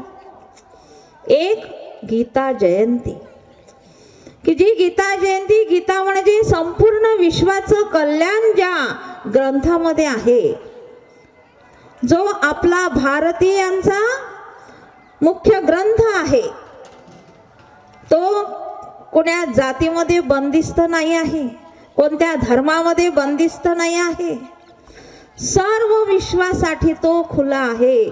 प्रत्येकाला वाटेल गीता माझी आहे, सगळे धर्मावाले म्हणतील गीता माझी आहे, आणि सगळ्यांची असून ती कुणाचीच नाही आहे. कारण त्यानुसार अनुसरण करतो का आपण? त्यानुसार अरे गीतेमध्ये काय सांगितलेलं आहे ते सुद्धा आपण आत्मसात करण्याचा प्रयत्न करत नाही. तेवढं मोठं गीता तत्वज्ञान भगवान गोपाल कृष्णाने आपल्याला विश्वाच्या कल्याणासाठी सांगितलेला आहे. तो आपला भारतीयांचा प्राण आहे म्हणून आपण तो नुसता ठेवा जपून ठेवलेला आहे. नुसता ठेवा जपून ठेवण्यात अर्थ नाही आहे, तो बाहेर काढला पाहिजे, ते वाचलं पाहिजे. त्यामध्ये भगवंताने काय सांगितलेलं आहे ते आपण वाचलं पाहिजे, तेव्हा त्याचं महत्व आहे. जुन्या जुन्या लोकांनी, आपल्या पूर्वजांनी किती त्याचं महत्व राखलेलं आहे, गीतेचं किती महत्व राखलेलं आहे. ज्यावेळेस मनुष्य द्विधा मनस्थितीमध्ये राहतो, आणि आजची ही स्थिती आहे आपली मनुष्याची की आपण सगळे द्विधा मनस्थितीमध्ये असतो. प्रत्येक कार्य करत असताना आपली द्विधा मनस्थिती असते, हे करू की नाही करू, करू की नाही करू, काय करणं योग्य आहे, काय करणं अयोग्य आहे. आणि अशा वेळेस आपल्याला आपली ही द्विधा मनस्थिती नष्ट करणारा एकमेव ग्रंथ आपल्या भारतामध्ये आहे, आणि तो म्हणजे श्रीमद भगवद्गीता. अर्जुनाची हीच स्थिती झाली होती, आणि अशा वेळेस भगवान गोपाल कृष्णाने त्याला जे निरूपण केलेलं आहे आणि त्याची द्विधा मनस्थिती नष्ट करून टाकलेली आहे. आणि अर्जुन भगवंताला म्हणतो की भगवंता काय कल्याणकारक काय आहे ते तू मला सांग. कार्पण्य दोषोपहत स्वभाव पृच्छामि त्वां धर्म सम्मूढ चेतः. भगवंता, या मोहामध्ये अटकल्यामुळे काय खरं आहे काय खोटं आहे, काय करणं योग्य आहे काय करणं अयोग्य आहे हे मला कळेना असं झालं आहे. म्हणून पृच्छामि त्वां म्हणजे मी तुला विचारतो आहे भगवंता की काय कल्याणकारक काय ते मला सांग. माझ्या जीवनामध्ये आता कल्याणकारक काय आहे, कारण एवढं मोठं युद्ध समोर आहे आणि मला तर ते युद्ध करण्याची इच्छा नाही आहे. मला त्यामध्ये पाप दिसते आहे, हे सगळे माझ्या गांडीव धनुष्याने मरण पावतील, ते एवढं मोठं पाप माझ्या डोळ्यासमोर दिसत आहे. आणि याच्यामध्ये पाप आहे की पुण्य आहे, धर्म आहे की अधर्म आहे, ते काय श्रेयस असेल म्हणजे जे कल्याणकारक असेल ते मला सांग. असा जेव्हा अर्जुनाने शरणागती पत्करली, शाधी माम त्वाम प्रपन्नम शिष्यस्तेहम शाधी माम त्वाम प्रपन्नम. हे भगवंता, मी तुझा आता शिष्य आहे आणि खरोखर मुमुक्षु भगवंताच्या तत्वज्ञानाला जी शरणागती जीवाला पाहिजे आहे ती शरणागती अर्जुनाने स्वीकार केलेली आहे, या ठिकाणी पत्करलेली आहे. आणि म्हणून भगवंताने मग दुसऱ्या अध्यायापासून गीता तत्वज्ञानाला सुरुवात केलेली आहे. या गीतेचा जन्म सुद्धा याच महिन्यात झालेला आहे, ज्यामध्ये तुमचं आमचं सगळ्यांचं कल्याण आहे. महात्मा गांधींना सुद्धा प्रश्न पडला, त्यांनी गीता काढली. एवढा मोठा बिकट प्रसंग होता, इंग्रजांशी युद्ध करायचं होतं, त्यावेळेस सुद्धा त्यांची द्विधा मनस्थिती झाली. गीतेचा अभ्यास केलेले त्यांना सुद्धा वाटलं हिंसा करणं पाप आहे. गीता तत्वज्ञान सांगते अहिंसावादी तत्वज्ञान आहे आणि आपण काय करायला पाहिजे, म्हणून त्यांनी आपलं अहिंसा तत्व अशा वेळेस सुद्धा सोडलं नाही. विनोबा भावे बघा, स्वामी विवेकानंद पहा, विवेकानंदांना किती महत्व होतं गीतेचं. ज्यावेळेस ग्रंथाची दिंडी काढली त्यावेळेस हा भगवद्गीता सर्वश्रेष्ठ ग्रंथ आहे हिंदूंचा म्हणून सगळ्यात वर ठेवलेला होता. परंतु विवेकानंद आले आणि त्यांनी काय केलं, त्याही पेक्षा गीतेची उंची फार मोठी आहे. म्हणून त्यांनी काय केलं, गीता सर्व ग्रंथांच्या खाली बुडाशी ठेवलं. पाहणारे लोक चिडले, असं काय करत आहात म्हणे तुम्ही, एवढा मोठा ग्रंथ खाली ठेवत आहात. नाही, विवेकानंदांनी भर सभेमध्ये सांगितलं की तसं नाही आहे. गीता ग्रंथ हा सर्व ग्रंथांचा आधार आहे. गीता जर काढली तर एकही ग्रंथ शिल्लक राहणार नाही. म्हणून गीता ग्रंथ, कारण ही गीता परब्रह्म परमेश्वराच्या श्रीमुखातून निघालेली आहे आणि म्हणून गीता ग्रंथ श्रेष्ठ आहे. बाकीचे ग्रंथ जीवकृत आहेत, ऋषीकृत आहेत, ऋषींनी तयार केलेले आहेत, परंतु गीता परब्रह्म परमेश्वर भगवान गोपाल कृष्णाच्या मुखातून निघालेली आहे आणि म्हणून तिचं आगळं वेगळं असं वैशिष्ट्य आहे. अशा गीतेचा जन्म या महिन्यामध्ये झालेला आहे. म्हणून त्याला मोक्षदा एकादशी म्हटलंय की मोक्ष प्रदान करणारे गीतेचा जन्म या एकादशीला झाला आहे आणि म्हणून त्याला मोक्षदा एकादशी म्हटलेलं आहे. त्याचप्रमाणे या महिन्यामध्ये परब्रह्म परमेश्वर चतुर्युगी अवतार श्री दत्तात्रेय प्रभूंचा अवतार झालेला आहे. श्री दत्तात्रेय प्रभू काय म्हटलंय त्यांना आमच्या सर्वज्ञांनी? चतुर्युगी अवतार, जगमान्य अवतार आहे श्री दत्तात्रेय प्रभू. जशी गीता जगमान्य आहे, भगवान गोपाल कृष्ण जगमान्य अवतार आहे. एकाच पंथाचे नाहीत ते, एका धर्माचे नाहीत ते, बंदिस्त नाहीत ते, कोणत्या धर्मापुरते बंदिस्त नाहीत. त्याप्रमाणे परब्रह्म परमेश्वर श्री दत्तात्रेय प्रभू सुद्धा जगमान्य अवतार आहे. जगत गुरु म्हटलेला आहे त्यांना. संपूर्ण जगाचे गुरु असलेले श्री दत्तात्रेय प्रभू आहेत. श्री दत्तात्रेय प्रभूंचा अवतार जगमान्य का म्हटलंय त्यांना? कारण त्यांचा स्वीकारच तसा आहे. जगामध्ये अशी एकही व्यक्ती नाही की जे श्री दत्तात्रेय प्रभूंच्या विरोधात बोलतील. आहे का? एकतरी व्यक्ती दिसेल का? आजपर्यंत अशी एकही व्यक्ती जन्माला आली नाही की जे श्री दत्तात्रेय प्रभूंच्या विरोधामध्ये बोलतील. कारण तो स्वीकारच नाही आहे श्री दत्तात्रेय प्रभूंना. दिसतच नाहीत ना. दिसल्यानंतर, ह्या डोळ्यांनी दिसल्यानंतर मग विचारचक्र सुरू होतात. डोळ्यांनी दिसलंच नाही तर काय विचार करतील त्यावर? कशाला प्रतिकूल होतील लोक? दिसतच नाहीत कोणाला. अमोघ दर्शन आहेत. अमोघ दर्शन असलेले श्री दत्तात्रेय प्रभू, कारण आमच्या सर्वज्ञ श्री चक्रधर प्रभूंनी सांगितलेलं आहे. श्रीकृष्ण चक्रवर्ती एथ आणि श्रीकृष्णी त्रिविध जन. एथ म्हणजे आमच्या सर्वज्ञांच्या ठिकाणी, श्री चक्रधर स्वामींच्या ठिकाणी आणि भगवान गोपाल कृष्णांच्या ठिकाणी काय आहे? त्रिविध जन म्हणजे अनुकूल, प्रतिकूल आणि उदास जन आहेत. कोणी अनुकूल आहेत? भगवान गोपाल कृष्णाबद्दल अनुकूल भावना असलेले. कोणी प्रतिकूल आहेत? भगवंतालाही बोलणारे आहेत. आणि कोणी उदास आहेत. अनुकूल नाही आणि प्रतिकूल नाही, उदास आहेत. आपल्याला काय करायचं बा, जसं आहे तसं चालू द्या असे म्हणणारे.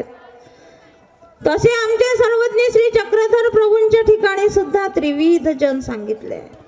अनुकूल आहेत कोणी, कोणी प्रतिकूल आहेत, कोणी उदास आहे. परंतु श्री गोविंद प्रभूंच्या ठिकाणी द्विध जन आहेत. आमच्या श्री गोविंद प्रभूंच्या ठिकाणी सुद्धा कोणी प्रतिकूल शब्द काढणार नाही.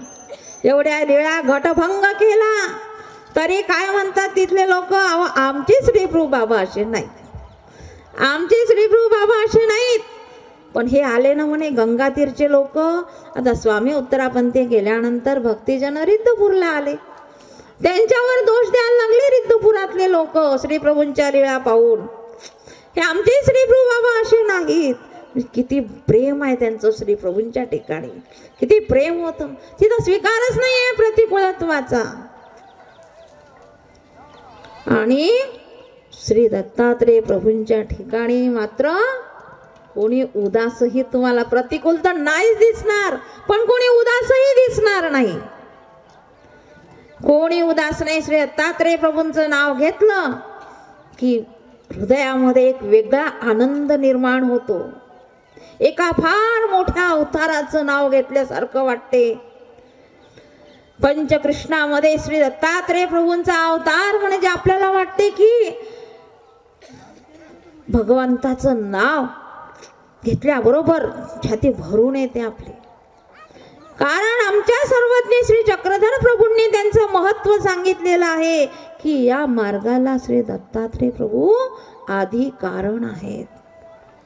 जगमान्य अवतार आहे. जगामध्ये जे मान्य आहेत ते अवतार आहेत. आमच्या सर्वज्ञांनी सुद्धा मान्य केलेलं आहे. एका ईश्वर अवताराने दुसऱ्या ईश्वर अवताराचं महत्व सांगत असताना सर्वात प्रथम श्री दत्तात्रेय प्रभूंचं नाव सांगितलेलं आहे. पंचकृष्णापैकी दुसरे अवतार असलेले आमचे श्री दत्तात्रेय प्रभू. श्री दत्तात्रेय प्रभूंना सगळं जग मानते, परंतु महानुभाव पंथ हा एक भक्ती करणार आहे, एका ईश्वराची भक्ती करणार आहे. पण श्री दत्तात्रेय प्रभू सर्व धर्माचे आहेत. मग आपण का मानतो? कारण आमचे सर्वज्ञ श्री चक्रधर प्रभूंनी आपल्याला सांगितलेलं आहे की श्री दत्तात्रेय प्रभू हे परब्रह्म परमेश्वराचे अवतार आहेत. परब्रह्म परमेश्वर आहेत. ते विष्णूचे अवतार नाही, कोण्या देवताचे अवतार नाहीत, ते परब्रह्म परमेश्वर आहेत. माई भट्टांना जेव्हा स्वामींनी पूर्वी निरूपण केले आणि ते दास्य मोचक सांगितलं, त्यावेळेस माई भट्टांनी एवढा मोठा प्रकांड पंडित 12व्या शतकातला ज्याच्या विद्वत्तेला तोड नव्हती, अशा माई भट्ट स्वामींना प्रश्न विचारतात, जीजी कोणत्या परमेश्वर अवतार कोण कोण आहेत, कोणाचं दास्य केल्याने माझं मुंचन होणार आहे? त्यावेळेस भगवंताने सगळ्यात पहिले अवतार सांगितला तो भगवान गोपाल कृष्ण. जगमान्य अवतार आहे. नवीन मनुष्य आपल्याकडे आला, आपण एकदम श्री चक्रधर स्वामींची माहिती सांगायला सुरुवात केली, काही सगळं डोक्यावरून जाईल. पण भगवान गोपाल कृष्णाचं महत्व सांगितलं की मग त्याला पटकन कळेल, हा भगवान गोपाल कृष्ण आम्ही मानतो, त्यांना पटकन घेईल. दुसरे अवतार सांगितले आहेत परब्रह्म परमेश्वर श्री चक्रधर प्रभूंनी. ते कोणते सांगितले आहेत तर ज्यांच्या अवतार दिनानिमित्त आपण हा महोत्सव साजरा करत आहोत असे परब्रह्म परमेश्वर श्री दत्तात्रेय प्रभू. या श्री दत्तात्रेय प्रभू हे परब्रह्म परमेश्वराचे अवतार आहेत. यांची भक्ती केल्याने जीवाचं मुंचन होते, म्हणजे जीवाला मोक्ष प्राप्त होतो. या दुःखालयातून मनुष्याची सुटका होते. 84 लक्ष योन्यांमधून या श्री दत्तात्रेय प्रभूंची भक्ती केल्याने 84 लक्ष योन्यातून जीवाची मुक्तता होते आणि आनंद प्रदान करणारा अवतार श्री दत्तात्रेय प्रभू आहेत. आणि म्हणून आपण जगमान्य अवतार असून सुद्धा मानभाव पंथीय एक भक्ती करणारे असून सुद्धा आपण भगवान गोपाल कृष्णाची भक्ती करतो, श्री दत्तात्रेय प्रभूंचीही भक्ती करतो आणि बाकी 3 अवतारांचीही भक्ती करतो. कारण हे 5ही ईश्वर अवतार आहेत हे आमच्या सर्वज्ञ श्री चक्रधर प्रभूंनी सांगितलंय आणि स्वामींची जी आज्ञा आहे त्यानुसार हा पंथ चालणार आहे.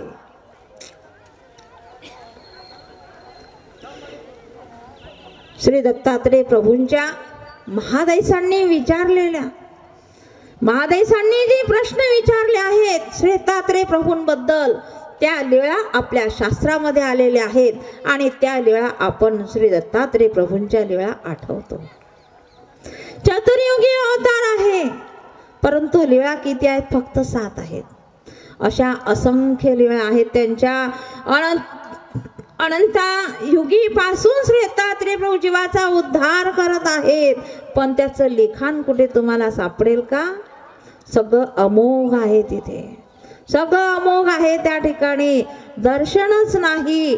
आणि श्री दत्तात्रेय प्रभूंच्या लीळा सुद्धा एक महादैसांनी विचारलं आणि म्हणून त्या लीळा आपल्याला माहीत झाल्या आहेत आणि महादेशांच्या प्रश्नावरून आपल्याला माहीत झालं आहे की श्री दत्तात्रेय प्रभू हे परब्रह्म परमेश्वर आहेत.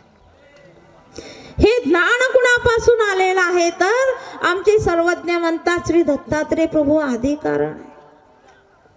या ज्ञान मार्गाला श्री दत्तात्रय प्रभू आदी कारण आहेत. महादेसांनी प्रश्न विचारला, स्वामींनी उत्तर दिलेलं आहे.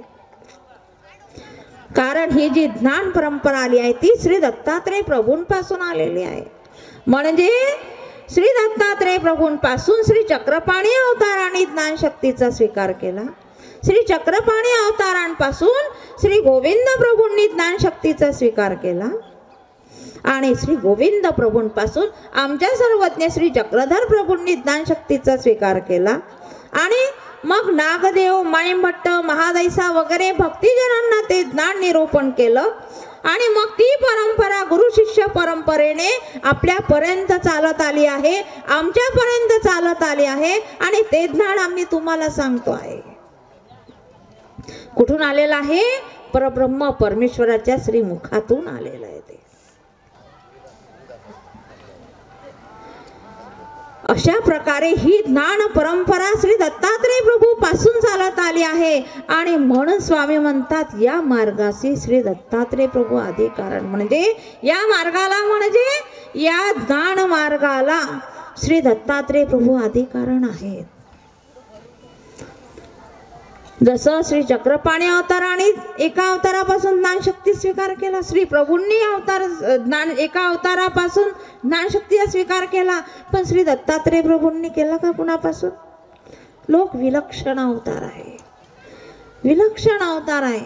श्री गोपाल कृष्ण आणि श्री दत्तात्रय प्रभूंनी कोणत्या अवतारापासून ज्ञानशक्तीचा स्वीकार केला नाही. तसं परमेश्वराला तसं पाहिलं तर कुणापासून ज्ञानशक्तीचा स्वीकार करायची गरज नाही. ते स्वयं ज्ञानमय आहे, ईश्वरीचं स्वरूपच ज्ञानमय आहे, काही गरज नाही आहे. परंतु गुरु शिष्याचं जे नातं असते किती परम पवित्र नातं असते आणि ज्ञान घ्यायचं असेल तर आपण स्वतः गुरुकडे गेलं पाहिजे. ह्या सगळा आदर्श गुरुचं काय महत्व आहे यासाठी इतर अवतारांनी दुसऱ्या अवतारापासून ज्ञानशक्तीचा स्वीकार केलेला आहे. तर भगवान गोपाल कृष्णाने कुठे ज्ञानशक्तीचा स्वीकार केला नाही, म्हणून ते ज्ञान नाही का त्यांच्याजवळ? अरे स्वरूपच ज्ञानमय आहे परमेश्वराचं. तसं श्री दत्तात्रय प्रभूंचं सुद्धा स्वरूपच ज्ञानमय आहे, आमच्या स्वामींचं सुद्धा स्वरूप ज्ञानमय आहे. परंतु हा आदर्श समाजाला देण्यासाठी ईश्वर अवतारांनी त्या लीळा केलेल्या आहेत. तशा हे वैशिष्ट्य आहे श्री दत्तात्रय प्रभूंचं. श्री दत्तात्रय प्रभूंचं दुसरं वैशिष्ट्य की चतुर्युगी अवतार. आमचे सर्वज्ञ सांगतात श्री दत्तात्रय प्रभूंचा चतुर्युगी अवतार. चारही युगामध्ये आपण आता ऐकले की कृतयुग संपता त्रेतायुग लागता श्री दत्तात्रय प्रभूंचा अवतार झालेला आहे. मग आता या त्रेतायुगात झाला का? आपण काय म्हणू? या त्रेतायुगात झालाय. मग या त्रेतायुगात अवतार झाला म्हटलं तर मग दोनच युग मागे गेलेले आहेत, त्रेतायुग, द्वापरयुग आणि कलियुग. मग चतुर्युगी झाले का? म्हणजे त्याच्या आधीच्याही कृतयुगामध्ये श्री दत्तात्रय प्रभूंचा अवतार होता, त्याच्या आधीच्याही कृतयुग त्रेतायुगामध्ये श्री दत्तात्रय प्रभूंचा अवतार होता, त्याही आधी होता. तेव्हा कुठे ते चतुर्युगी अवतार ठरतील. आणि या पंथाचे प्रथम आचार्य श्री नागदेवाचार्य यांनी सुद्धा हा संदेह भावलेला आहे. वास्तविक परमेश्वर आचार्यांना आचार्य हे वरदानाचे पुरुष होते. स्वामींनी वरदान दिले आहे की तुझ्या मुखातून जे निघेल ते शास्त्रीयच निघेल, अन्यथा निघणार नाही. त्यांनी जर सांगितलं असतं की श्री दत्तात्रय प्रभू अमक्या त्रेतायुगामध्ये अवतार झालेला आहे तर ते सत्य निघालं असतं.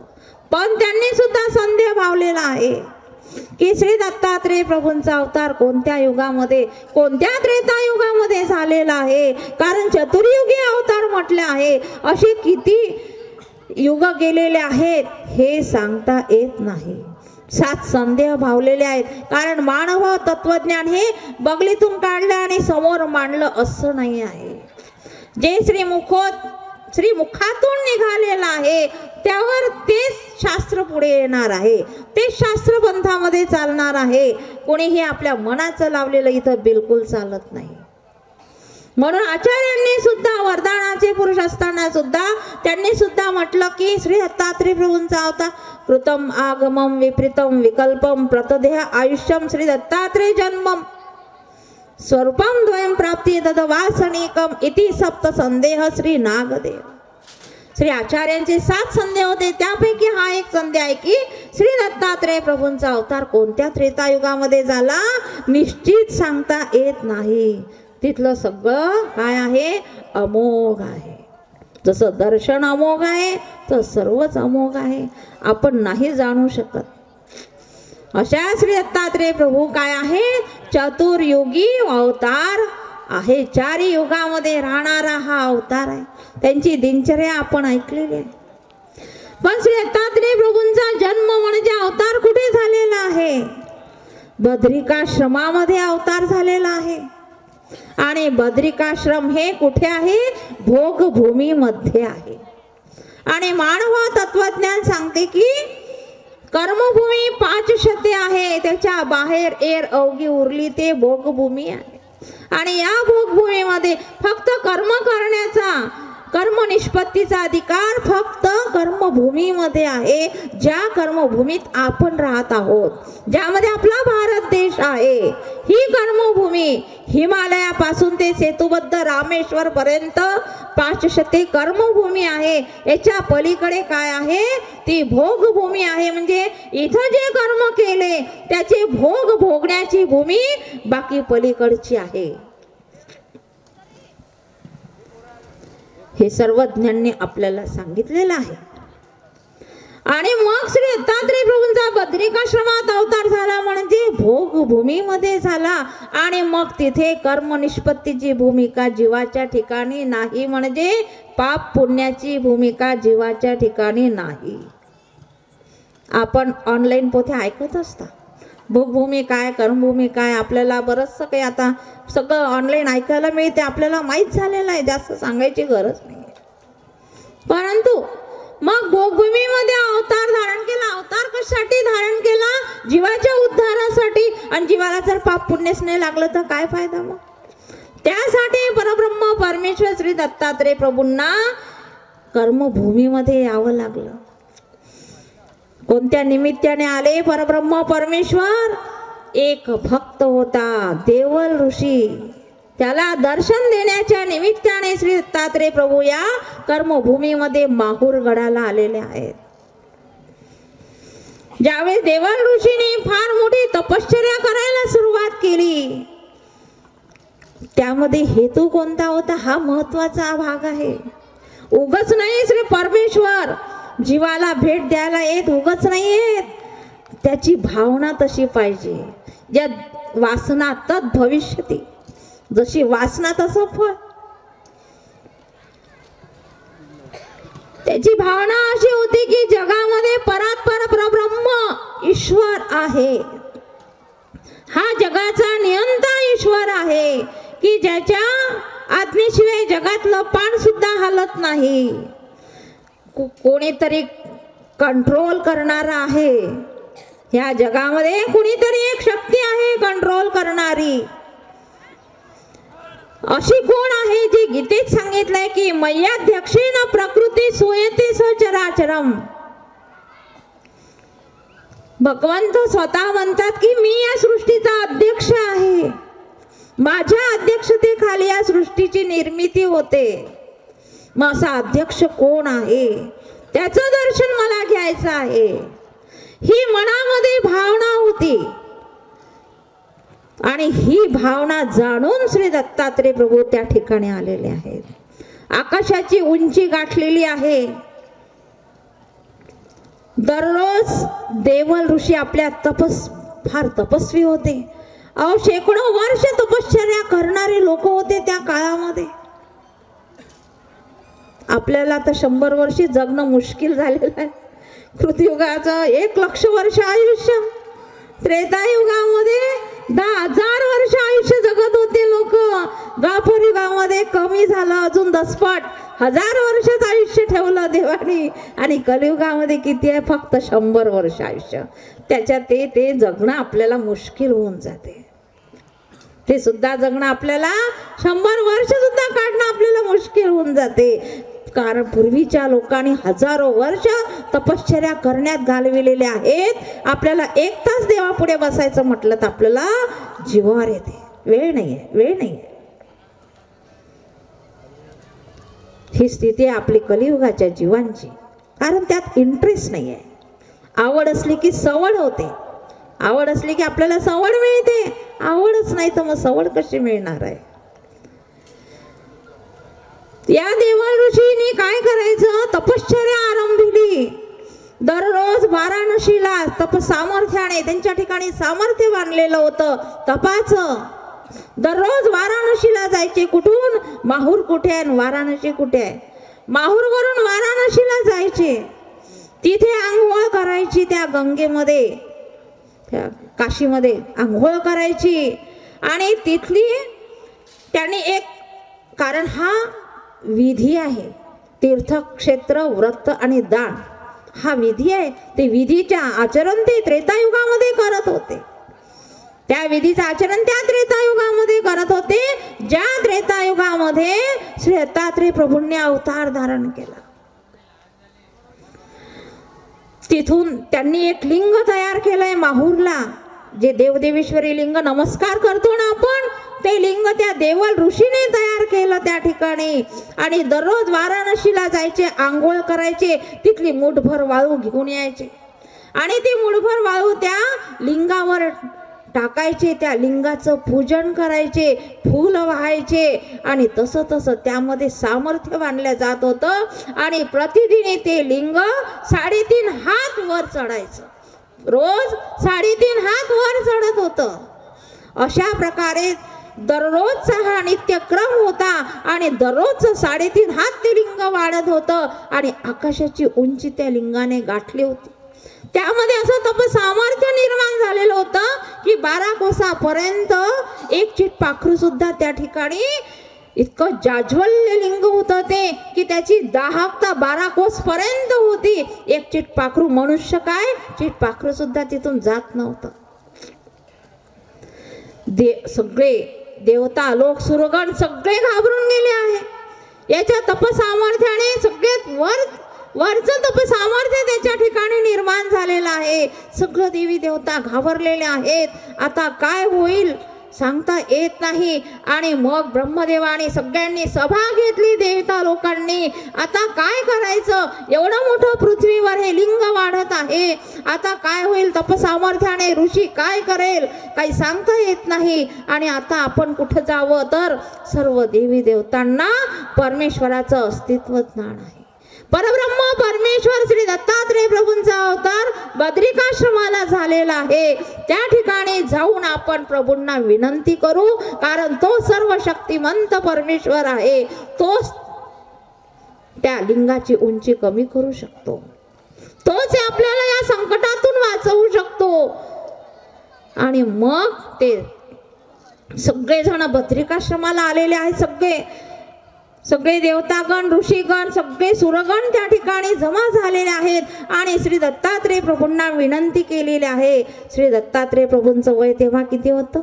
12 वर्षाचं. कारण परमेश्वराला सुद्धा 12 वर्ष ही अवस्था सांगितली आहे की 12 वर्षाची झाल्याशिवाय त्यांना सुद्धा जीवाचा उद्धार करता येत नाही, म्हणजे जीवाला कैवल्यदान देता येत नाही.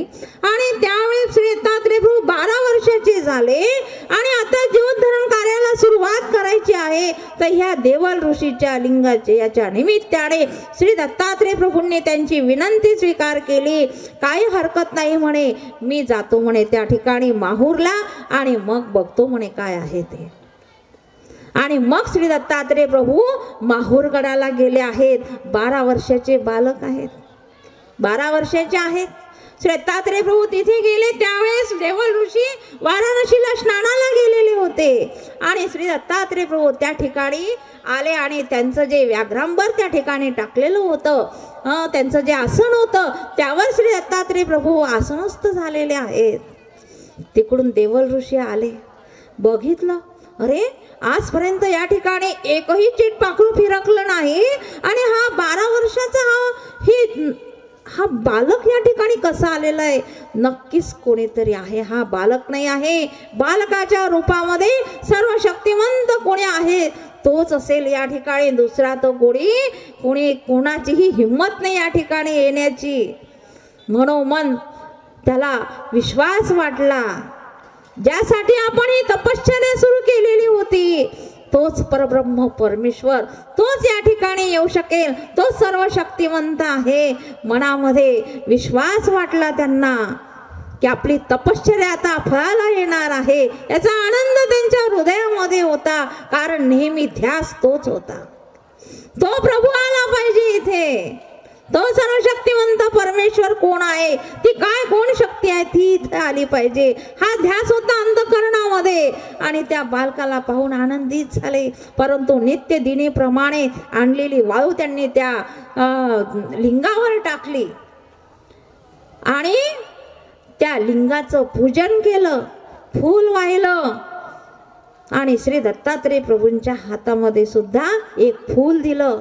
तशी आणि श्री दत्तात्रय प्रभूंकडे पाहून राहिले, दाखवून राहिले, बघा कशी अजून उंची 3.5 हात गाठलेली आहे लिंगाने, बघा काय तप सामर्थ्य आहे माझ्यामध्ये, हे दाखवत आहेत. आणि हा मनात भाव आहे. आणि श्री दत्तात्रय प्रभूंना सुद्धा त्याने त्या बालकाला सुद्धा फूल दिलेलं आहे पूजा करण्यासाठी, फूल दिलं. परंतु त्याला तरी उभं राहावं लागत होतं. श्री दत्तात्रय प्रभू उभे पण नाही राहिले. श्री दत्तात्रय प्रभूंनी बसल्या बसल्याच हात वर केला आणि फूल व्हायला त्या लिंगाच्या टोकावर आणि त्या करांगोळीने ते लिंग दाबत दाबत दाबत दाबत खाली आणलं. भगवान गोपाल कृष्णाने डाव्या हाताच्या करंगळीवर एवढा मोठा गोवर्धन पर्वत उचलला की नाही? एवढा मोठा गोवर्धन पर्वत डाव्या हाताच्या करंगळीवर उचलला आणि श्री दत्तात्रय प्रभूंनी उजव्या हाताच्या करंगळीने काय केलं? लिंग दाबत दाबत दाबत दाबत खाली आणलं. एवढी मोठी उंची गाठलेली त्या लिंगाने इथपर्यंत ते लिंग आलं. जमिनीवर 3.5 हात राहिलं आणि पटकन देवल ऋषी शरण आले. श्री दत्तात्रय प्रभूंवर श्री चरणावर नतमस्तक झाले. हे प्रभू, यासाठी मी ही तपश्चर्या आरंभली होती की सर्वशक्तिवंत परमेश्वर कोण आहे त्याचंच दर्शन मला घ्यायचं होतं. खरोखर आपण सर्व शक्तिवंत आहात आणि खऱ्या अर्थाने जी शरणागती परमेश्वराला, जी अनन्य शरणागती पाहिजे आहे की जगामध्ये काहीच खरं नाही आहे. भगवान गोपाल कृष्णाने जसं सांगितलंय की नवेद यज्ञाधय नैर्णदाने नच क्रिया भीर्ण तपोभी उग्रे, किती उग्र तपश्चर्या करा, कितीही न वेदाचा अभ्यास करा त्याने परमेश्वराची प्राप्ती होणार नाही. न वेद यज्ञ, किती यज्ञ करा यज्ञानेही परब्रह्म परमेश्वराची प्राप्ती होणार नाही. न वेद यज्ञाधय नैर्णदानैर नच क्रिया भीर्ण तपोभी उग्रे, किती तपश्चर्या करा परब्रह्म परमेश्वराची प्राप्ती होणार नाही. परंतु त्या परमेश्वराचं ध्यान हृदयामध्ये ठेवून जर त्यासाठी नामस्मरण केलं, त्या प्रभूचं हृदयामध्ये सतत जर आठवण केली त्या प्रभूची, तर परब्रह्म परमेश्वर साक्षात त्या ठिकाणी आल्याशिवाय राहत नाही. अशा प्रकारे त्या देवल ऋषीची भावना, अंतरिस्थ भावना जाणून परब्रह्म परमेश्वर त्या ठिकाणी आले आणि ते लिंग ते 3.5 हात वर राहिलं आणि तशी त्याने श्री दत्तात्रय प्रभूंचे श्रीचरण धरले. प्रभू, खरोखर आपण सर्व शक्तिमंत परब्रह्म परमेश्वर आहात. आपलं दर्शन मला झालेलं आहे आणि खरोखर मी कृतकृत्य झालेलो आहे. परंतु माझी प्रभू एकच इच्छा आहे की आपण दररोज मला दर्शन द्यावे, आपला सहवास मला लाभावा, आपलं सन्निधान मला लाभावं प्रभू. असा तो ऋषी श्री दत्तात्रय प्रभूंना शरण आलेला आहे. आणि श्री दत्तात्रय प्रभूंनी सुद्धा त्याला वर दिला की तथास्तु म्हणून वर दिला त्याला की जशी तुझी इच्छा आहे तसेच होईल. आणि म्हणून दररोज श्री दत्तात्रय प्रभू संध्याकाळच्या टायमाला माहूरला निद्रेसाठी येतात. कशासाठी येतात? निद्रा घेण्यासाठी, विश्रांती घेण्यासाठी. रात्रभर त्या ठिकाणी श्री दत्तात्रय प्रभू निद्रा घेतात. बाकी दिनचर्या आपण ऐकलेली आहे श्री दत्तात्रय प्रभूंची. त्यासाठी काय पाहिजे? परब्रह्म परमेश्वराला अनन्य भक्ती पाहिजे आहे. फक्त अनन्य भक्ती, अनन्य शरण पाहिजे, जे गीतेत सांगितले भगवंताने, श्री दत्तात्रय प्रभूंनी सांगितलं नाही. भगवान गोपाल कृष्णाने एवढं मोठं तत्वज्ञान सांगितलं, तेच तर आपण अभ्यासत नाही. अजून श्री दत्तात्रय प्रभूंनी काय सांगावं? तेच तत्वज्ञान आमच्या सर्वज्ञ श्री चक्रधर प्रभूंनी मराठीमध्ये सांगितलं. अरे तुम्हाला संस्कृत नाही समजणार, मराठीमध्ये घ्या. आमच्या सर्वज्ञ श्री चक्रधर प्रभूंनी मराठीमध्ये गीतेच तत्वज्ञान, मोक्षाचं तत्वज्ञान, जगाचं कल्याण करणारं तत्वज्ञान मराठीमध्ये सांगितलं की सर्वसामान्य माणसाला समजेल अशा भाषेमध्ये सांगितलेलं आहे. काय पाहिजे? काय सांगितलं त्यामध्ये? अनन्य भक्ती सांगितले. स्वल्पम अपि अस्य धर्मस्य त्रायते महतो भयात. तू फक्त माझी सर्व धर्मान परित्यज्य माम एकम शरणम व्रज. तू फक्त माझी एकट्याची भक्ती कर, मग मी तुझाच आहे, मग मी तुला सोडून कुठे जाणार नाही. परब्रह्म परमेश्वराने वचन दिलेलं आहे, फक्त तुझ्या अंतःकरणामध्ये माझाच वास असावा, तुझ्या हृदयामध्ये माझाच ध्यास असावा. असं जर असेल तर मी तुझ्या पाठीशी सदोदित उभा आहे. ही अनन्य भक्ती गीतेत सांगितली आहे. हीच अनन्य भक्ती श्री दत्तात्रय प्रभूंच्या चरित्रामध्ये सुद्धा आपल्याला दिसते आहे. जगद्गुरु का म्हटलेला आहे? प्रत्येक शब्दाला अर्थ आहे, प्रमाण आहे त्याला शास्त्रामध्ये. जगद्गुरु का म्हटलेला आहे? की जगामध्ये ज्याला आपण गुरु मानतो, जे गोरक्ष, नवनाथापैकी सगळ्यात मुख्य जे गोरक्ष आहे, ते गोरक्ष सुद्धा श्री दत्तात्रय प्रभूंना शरण आलेले आहेत. गोरक्षाची जोळी कोल्हापूरला जात होती भिक्षेसाठी, आणि परब्रह्म परपा त्यांचा सुद्धा अधिकार उत्तम होता, परब्रह्म परमेश्वर श्री दत्तात्रय प्रभूंचं दर्शन व्हावं, हा अधिकार होता त्यांच्या ठिकाणी. आणि म्हणून एक दिवस श्री दत्तात्रय प्रभू माहूरला असताना झोळी खाली उतरवून घेतात. झोळी खाली उतरवल्यानंतर आपलं पात्र त्यामध्ये ठेवतात, आणि ती झोळी कुठे जाते? कोल्हापूरला जाते भिक्षेला. आणि तिकडून येताना ती झोळी पुन्हा खाली उतरून त्यातलं पात्र काढून घेतात. रिकामी झोळी गोरक्षाकडे जाते.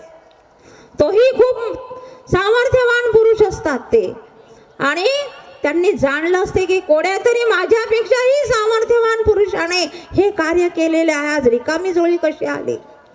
आणि ते पाहण्यासाठी तो माहूरगडाला येतो.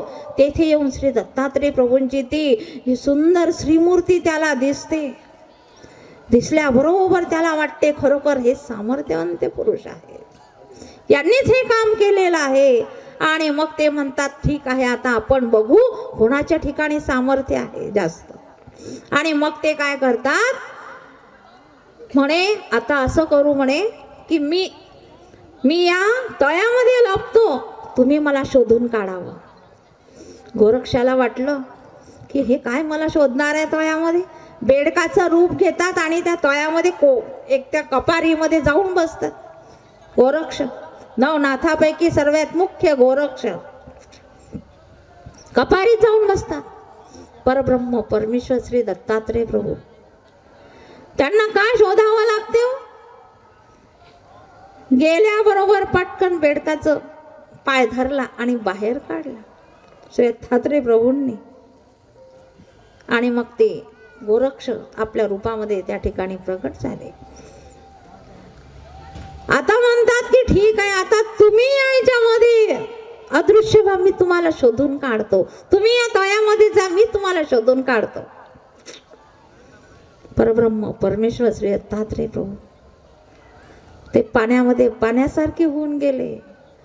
खूप डवळून काढला पूर्ण ते तळ, पूर्ण डवळून काढलं. श्री दत्तात्रय प्रभू काही हाती लागले नाही. न वेद यज्ञाधय नैर्न दानैर नच क्रियाभिर्न तपो वियोग्रय. किती तपश्चर्या करा, काही करा, त्याने परमेश्वर प्राप्त होत नाही. अनन्य भक्तीनेच परमेश्वर प्राप्त होतो. एका ईश्वराची भक्ती केल्यानेच परमेश्वर प्राप्त होतो. दुःख वाटलं मनामध्ये, अरे प्रभू मला एवढं सर्व शक्तिवंत परमेश्वर त्याचं दर्शन मला झालं होतं, परंतु माझ्या अहंकारामुळे ते सुद्धा आता अदृश्य झाले आहेत. प्रभू आपण इथेच आहात, मला दर्शन द्या, मी अनन्य भावे तुम्हाला शरण आलो आहे. जेव्हा तो अनन्य भावे शरण आले गोरक्ष, श्री दत्तात्रय प्रभू प्रगट झाले. काय पाहिजे परमेश्वराला? अनन्य शरण पाहिजे आहे, अनन्य भक्ती पाहिजे आहे, बाकी काहीच लागत नाही. अनन्य शरण आले आणि तेव्हापासून नवनाथापैकी एक सगळ्यात मुख्य गोरक्ष ते श्री दत्तात्रय प्रभूंना गुरु मानायला लागले. म्हणून सर्व जगाचे जगद्गुरु कोण? श्री दत्तात्रय प्रभू हे झालेले आहेत. आणि म्हणून श्री दत्तात्रय प्रभूंना जगद्गुरु म्हटलेलं आहे.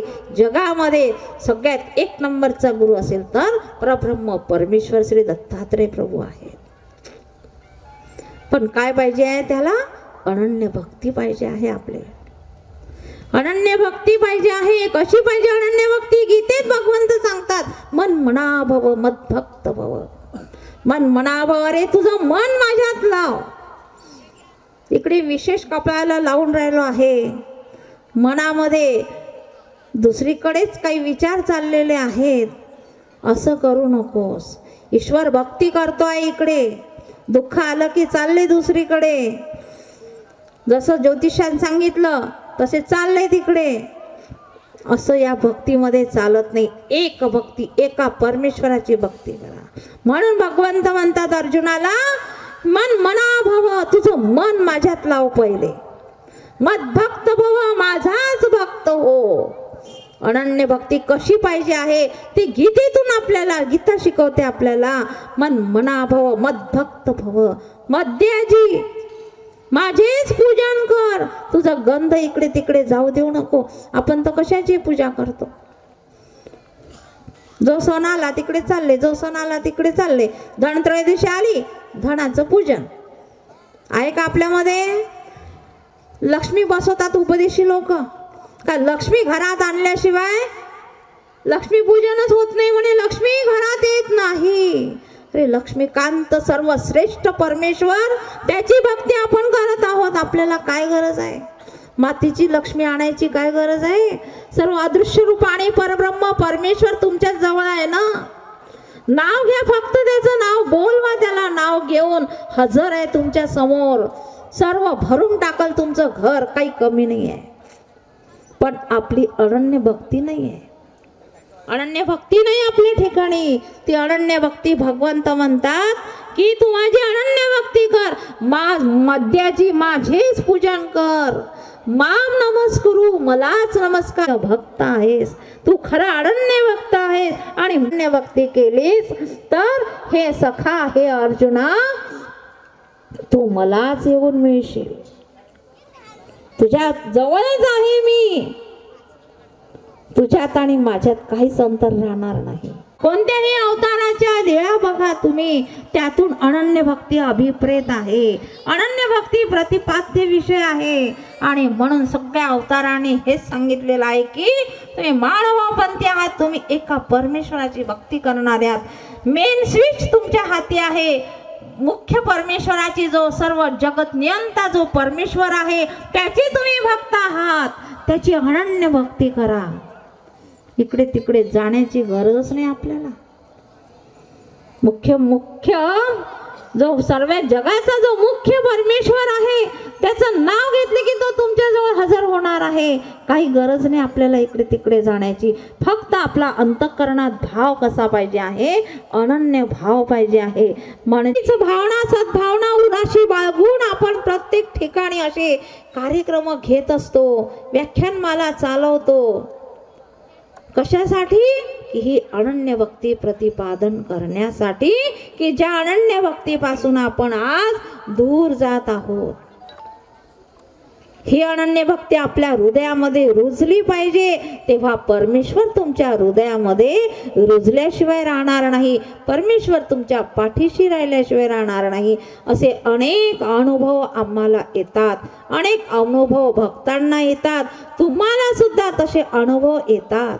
बरेच लोक सांगतात असं असं झालं, तसं तसं झालं बाई, देवाने सहाय्य केलं, परमेश्वराने सहाय्य केलं आणि खरोखर तुमची अनन्य भक्ती असेल तर परमेश्वर तुमच्या पाठीशीच राहणार आहे. बराच वेळ झालेला आहे, मलाही उद्या जरा सकाळी 6 वाजता गोंदियाला जायचं आहे. म्हणून मी म्हटलं होतं की पहिले आपलं प्रवचन होऊन जाईल तर बरं होईल, प्रवीण दादाचं नंतर ठेवू, पण ते त्याच्यापेक्षा जबरदस्त निघाले. त्यांनी आधीच आपलं प्रवचन उरकून ते निघून गेले.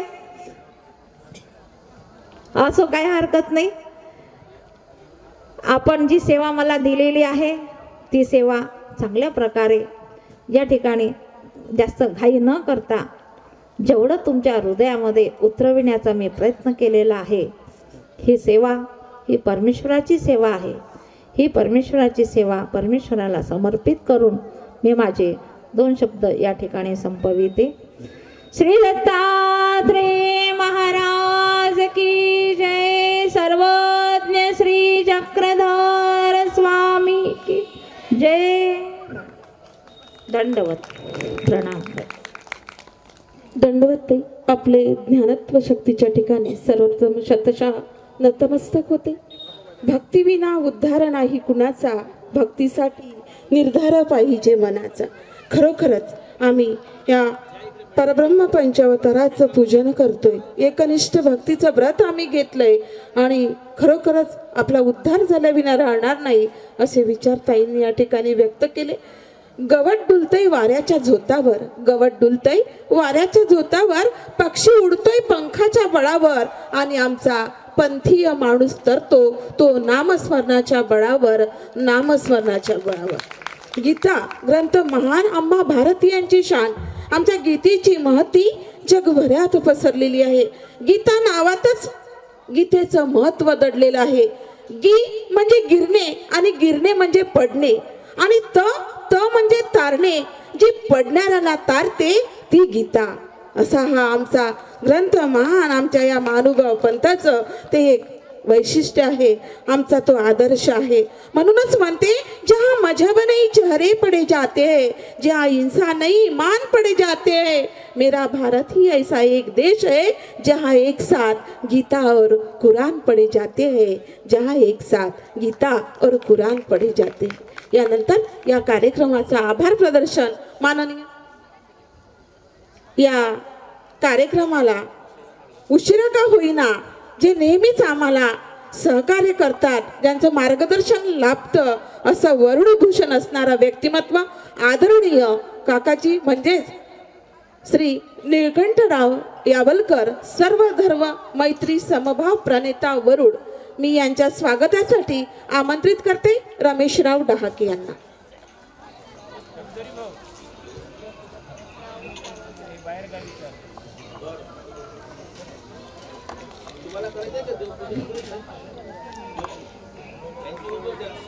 माननीय श्री निळकंठराव यावलकर यांचं स्वागत चंद्रकांत दादा वडसकर करतील अशी मी त्यांना विनंती करते.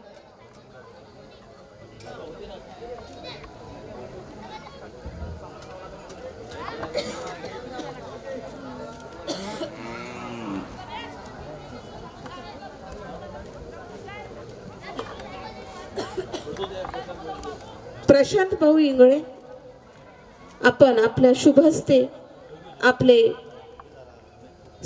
नेहमी सहकार्य करणारे मार्गदर्शक, ज्यांची उपस्थिती आपल्या प्रत्येक कार्यक्रमामध्ये असते, असं आदरणीय व्यक्तिमत्व माननीय श्री निळकंठराव यावलकर, सर्व धर्म मैत्री समभाव प्रणेता वरुड यांचं स्वागत आपलं शुभ हस्ते करावं अशी मी आपणास विनंती करते.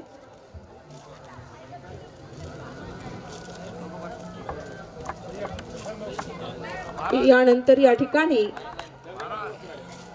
भाणवशीचे कवाडचे काष्ट गोविंद प्रभू चरणांकित देवपूजा वंदनासाठी ठेवण्यात आलेली आहे. त्याचप्रमाणे ताट आणि तांबूळ चक्रधर स्वामी चरणांकित पिढीतील ही जुनी देवपूजा या ठिकाणी आपल्यासाठी वंदनासाठी या ठिकाणी बाबा घेऊन आलेले आहे. आपण या देवपूजा वंदनाचा लाभ घ्यावा. परमेश्वराचे आशीर्वाद निश्चितच आपल्याला प्राप्त होतील.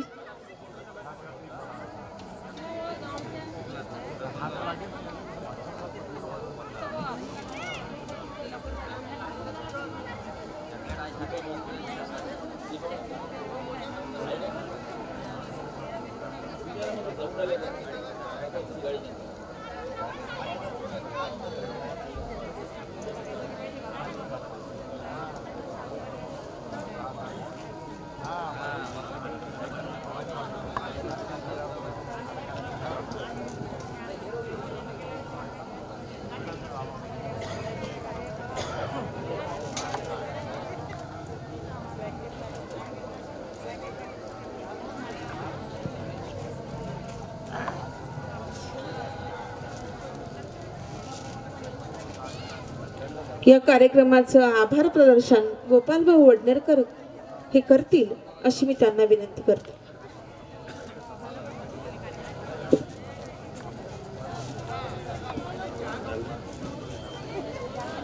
आजच्या ह्या द्वितीय सत्राचे प्रमुख व्याख्याते परमपूज्य ईशाधिष्ठी श्री प्रवीणदादा बिळकर यांनी आपल्याला वेळातला वेळ काढून योग्य तसा मार्गदर्शन आपल्याला केलं, त्याबद्दल त्यांचे आयोजकातर्फे मी आभार मानतो. तसंच परमपूज्य ईशाधिष्ठी तपस्विनी अलकाताई कारंजेकर, राजापेठ आश्रम अमरावती यांनी आपल्याला मोलाचं मार्गदर्शन आणि आपल्यासमोर सर्वांसमोर बराच वेळ अनन्य भक्ती कशी करायची यावर मार्गदर्शन यथोचितरित्या केलं, त्याबद्दल त्यांचे मी आयोजकातर्फे आभार मानतो. तसेच या कार्यक्रमाला प्रमुख उपस्थितीत म्हणून आदरणीय श्री डॉक्टर बंदे सर हे उपस्थित राहिले, त्यांचेसुद्धा आयोजकातर्फे आभार मानतो. तसेच सौ मीनाताई बंदे ह्यासुद्धा या कार्यक्रमाला उपस्थित राहिल्या, त्यांच्या आयोजकातर्फे आभार मानतो. तसेच निळकंठरावजी यावलकर साहेब हे सुद्धा वेळातला वेळ काढून उशिरा का होईना आमच्या कार्यक्रमाला उपस्थित राहिले, त्याबद्दल त्यांचे आयोजकातर्फे आभार मानतो. आणि तसेच या द्वितीय सत्राचे प्रमुख उपस्थिती आदरणीय श्री योगेशजी घारट साहेब हे सुद्धा इथे उपस्थित झाले आहे. त्यांना मी विनंती करतो की त्यांनी कृपया मंचावर यावं.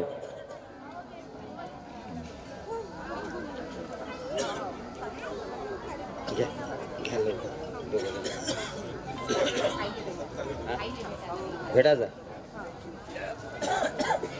भेट ना मग.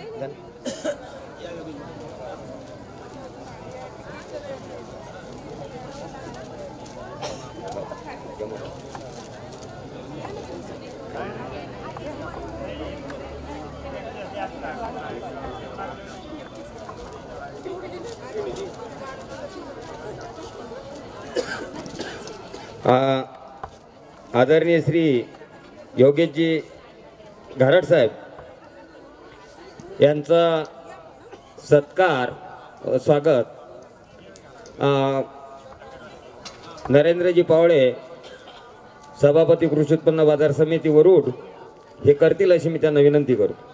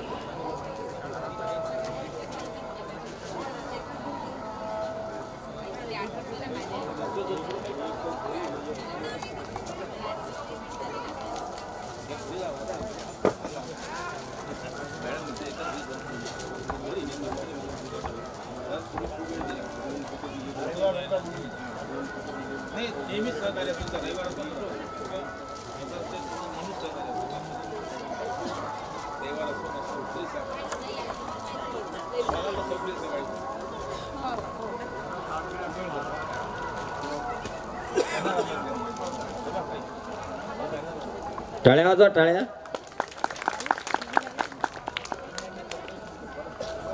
आता योगेश भाऊ घारट उशिरा का होईना आपल्या कार्यक्रमाला पोहोचले, त्यांनी आमच्या सत्काराचा स्वीकार केला, त्याबद्दल आयोजकातर्फे त्यांचे आभार मानतो. आणि आता देवपूजा वंदन सुरू आहे, तर देवपूजा वंदनाचा सर्व भावी भक्तांनी लाभ घ्यावा अशी सर्वांना विनंती करतो. मी देतो तुम्हाला. हां हां हां पहिले आपण देवपूजा करू.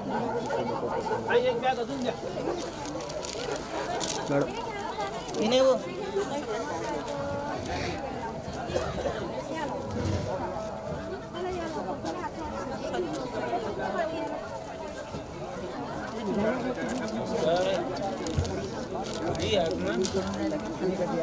मी एक वर्ष गाडी आहे